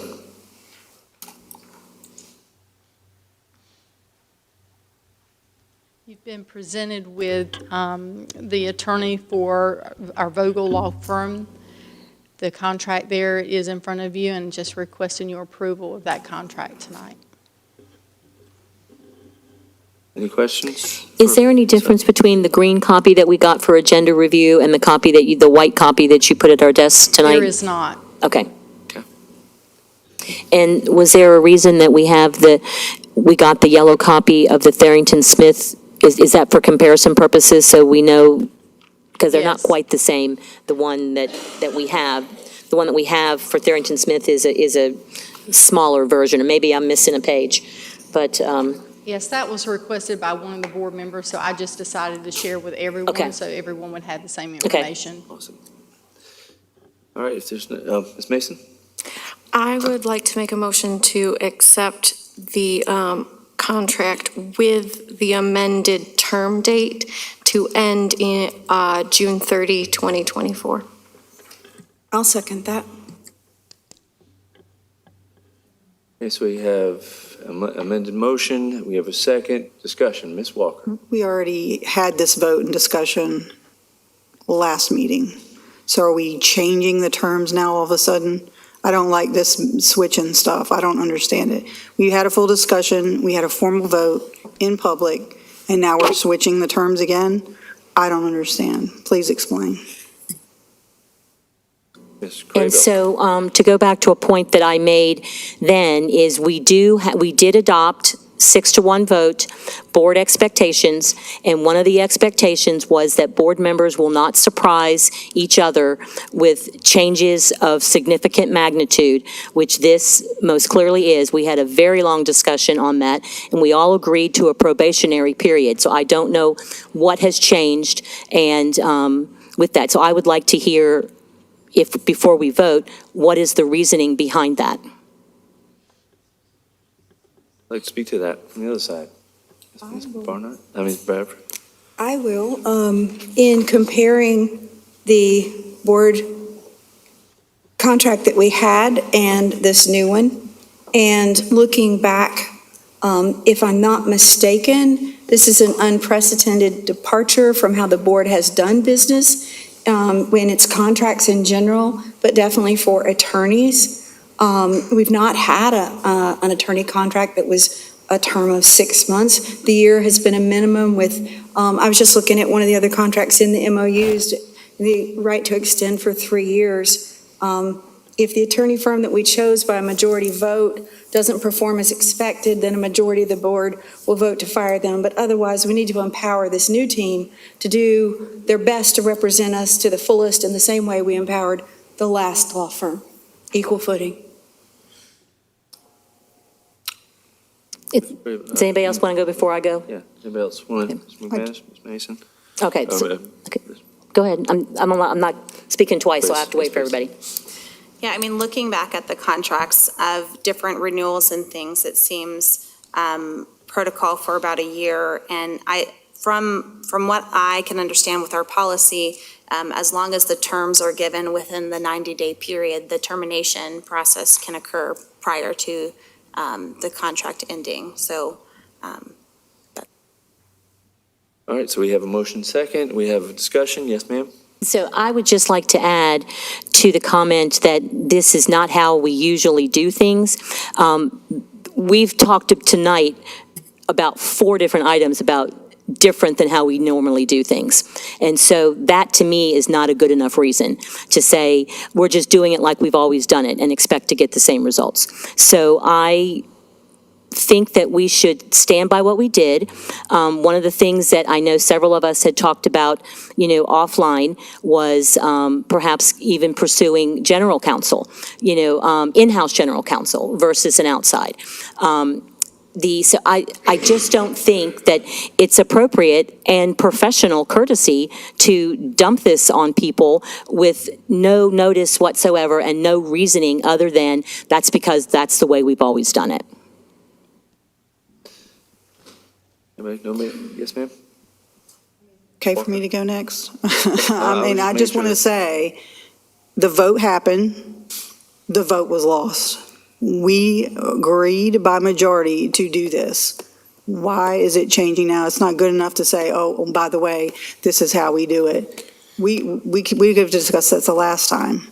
And so, I mean, is this how it's going to continue to be?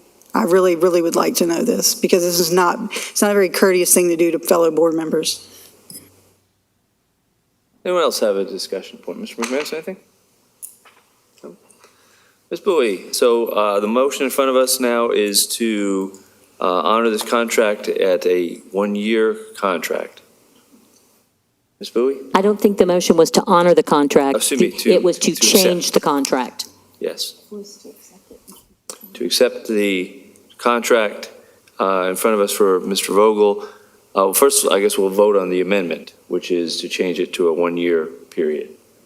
Ms. Bowie, so we'll do that separate, then we'll vote on the whole Vogel contract.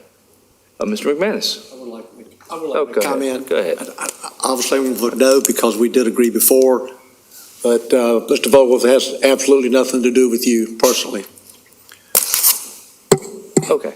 So do we, Please, again, if you don't, you've already had your 2. Ms. Bowie, please call the roll. Ms. Barnhart, yes. Ms. Craybill, no. Wait a minute. No. Ms. Walker, No. Mr. McManus, Ms. Mason, Yes. Ms. Bradford, Yes. Mr. Wildebohr. No, so that is defeated 4-3. So we have the original 6-month in front of us. I'll make a motion that we accept the Vogel Law Firm 6-month legal services. Second. A first and a second. I am way Discussion. confused. I thought we just voted. What did we just vote for? We just voted to change the amendment, which was to change it to a year. Right, and so now you're making a motion to accept the 6 months. 6 months, correct. That's what I just did. But didn't we just, does that not negate itself? We just voted for a year and now we're going to go back and vote on the 6 months? Because suppose we all say that we want 6 months and now we've already voted on the year. Board members, I'll be The completely. year did not pass. That was voted down. Yes. 4-3. It's getting late. It's late, y'all. Yeah. Sorry. I'll get you one of these. You can borrow it later on. So we have a first and a second. Is there any discussion? Yes. If not, Ms. Crable, thank you. Ms. We're voting on Bowie, 12 months? we're voting on 6 months. 6 months. 6 months. Ms. Bowie, please call roll. We ready? Yes. Okay. Ms. Craybill? Yes. Ms. Walker? Yes. Mr. McManus? See. Ms. Mason? Yes. Ms. Bradford? Yes. Mr. Wildebohr? Yes. And Ms. Barnhart? Yes. That passes 7-0. Thank you very much.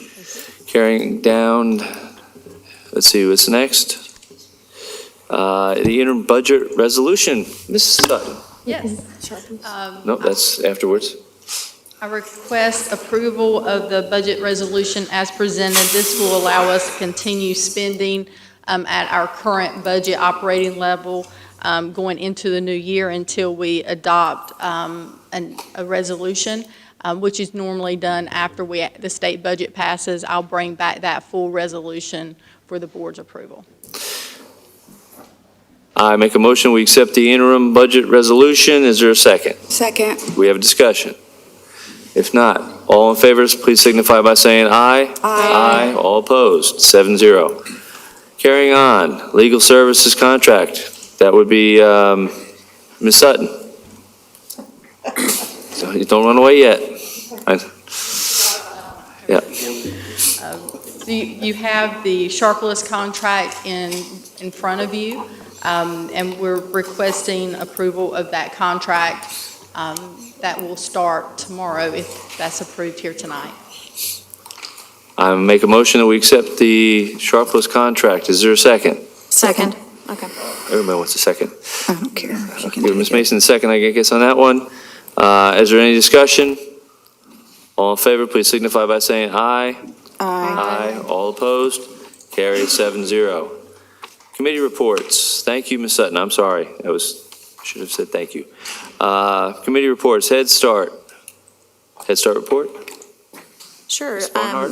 We are looking to add a parent voice to come and talk about the different things that are happening in our pre-K program. And so hopefully we will be on the agenda for July for them to come and share out some of the things that are happening and going on. They rolled out the app seed, and that was great. Got some feedback from the parents that have been using it, and they love the engagements with their students. And the staff have been very excited about that. They have about 50%, I think, of re-enrollment at Johnson, so that was just a highlight of enrollment, and they're excited about that because we know just the placement of our students and making sure that they know whether or not they're accepted in the program in the fall is a big deal. So that, and looking at my notes, hold on. Yeah, it was I got to hear a lot of the end of year celebration and share about that, and just the family and the teachers that came out and did that. They just had great positive things to say. Awesome. Thank you very much for that report. Legion Stadium, Ms. Walker. Thank you, Mr. Chair. I guess we'll start with the most recent meeting, which Pete and I both went to. It was a Zoom. And then we just basically updated the contract for the Sharks team for Legion Stadium.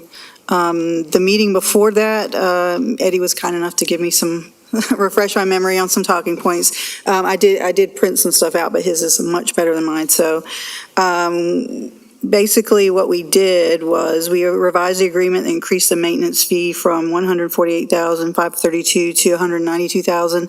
I believe that was, it's an increase of $44,168 or a 29% increase. The city felt like that was what was needed to become whole because they're taking the load on some of the maintenance of the facilities that we use. And it says the fee covers the actual cost for maintenance the city provides for the stadium, Buck Hardy baseball field. It does not include the cost for maintenance for Godwin Field or Robert Strange Park. New Hanover High School maintains a minimum of 70% use of Legion Stadium and Buck Hardy baseball field, and the agreement has a 5-year term. So this is going to be stretched over for 5 years. The commission also improved the replacement of the irrigation pump on Buck Hardy baseball field. Total cost for replacement was $15,000. It was agreed that the cost would be split equally between the city, county, and the school system. And let's see, I think I just covered the last meeting. I did it in reverse, so I think I covered most of that. Is there anything you think I missed, Mr. Anderson? No, good, okay. Thank you, Ms. Is that Walker. good? Very Okay. good. And next we'll have Ms. Walker, part 2. Turnaround Task Force update. Yes, we had and I hope I get this right, I'm gonna look at this. We had a very good first meeting, here in the DOE Center. We had, sorry, I turned my mic off, I apologize. We went over quite a few things. Sorry, I apologize, y'all. My brain is about dead. So Dr. Faison started out the meeting, well, we had a welcome. Dr. Faison started out with some good information about our high priority schools. I covered a discussion on ACEs in trauma, and I really wanted to stress the importance of community and their involvement in what we do in our schools, because I know as one of the pillars of our strategic plan, that's definitely something that we wanted to broaden as far as community involvement. We do have a second meeting set up in a few weeks, if I'm not mistaken, and we've done a principal survey, because one of the things that Dr. Faison stressed, and I agree with, is that each school has its own unique needs, and so we're going to be asking them what they need. And we did a bunch of stuff at the meeting, and I can't remember every single thing. It's late, but we did do some brainstorming on, ideas from the group. We had members of the community that ran the kind of gamut of our community, which is, we had a councilman, we had a commissioner, we had a retired doctor. There were a couple people that had a conflict, but they'll be at the next meeting. We had a member of the endowment, the chair of the endowment, that was there listening. And we had someone from Coastal Horizons, Cape Fear Community College, and let's see who else. Communities and Schools as well. And did I say Port City United? We have Port City United, so. And next meeting, the chamber will be there as well. We have a couple members that are from the chamber, so. It's going really well. I really was nervous about it at first to talk about, because I really wanted it to succeed. But I think the feedback that I've gotten so far is that it was really well done. We had a wonderful facilitator from UNCW, Miss Heather McWhorter was there, and she's going to continue helping us facilitate this meeting. So if any of you guys want to call and talk to me about it, I'd happy to share, and Dr. Faison would be happy to share as well. When's your next meeting? I'm sorry, you said a couple weeks? I think it's June. Let me look at my calendar. Do you remember, Dr. Faison? Is it June 21st, I think? Ooh. Yeah, June 21st. Okay, very good. And is it here? Yep, it's going to be here. Right here, okay, very cool. Well, we can't all come, but, maybe we can all watch for sure. The stream. Very good, thank you, Ms. Walker, appreciate it. And finally, so what's popping up on my thing here, I have no idea, but Ms. Bradford, if you would share curriculum committee. Okay. Dr. Faison talked to you about Desmos. Very exciting. Warm-up activity, math. We covered a lot of things, and it's late, so I won't go into a lot of detail. We had CTE career development with DeMarcus Nixon. That's a comprehensive career development plan, grades 6 through 12. And it carries all the way through, but where is it here?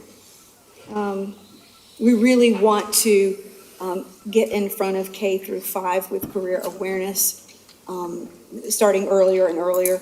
And she talked to you about Zello. A parents' night is in planning. Dates have not been set. The committee discussed the possibility of having a combined parents' night and teaming up with curriculum and instruction. The dates will be shared once they figure it out. There's something that I need to announce. District C has the New Hanover Summer Teamship 2023. That is July 24th through August 3rd. It's Mondays through Thursdays. It will be held at Ashley and Laney, and Hoggard will attend with Ashley. New Hanover will attend with Laney. There is lunch, there is bus service, and there's spots open still, and that is a great opportunity. The students come together and solve a real business problem for real businesses in our community. And then they pitch the idea back to the business, so it's very exciting to participate in. And it has bus, and it has lunch in the heat of the summer.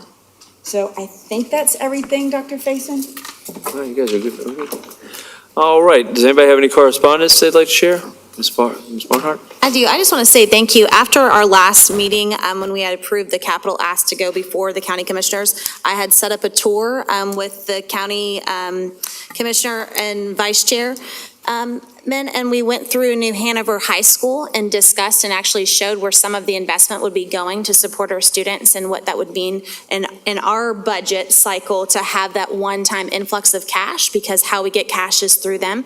And if we didn't get this capital ask, we'd have to go to a bond. So just thank you, Ms. Commissioner Pierce and Commissioner Rivenbark. Thank you. Ms. Craybill?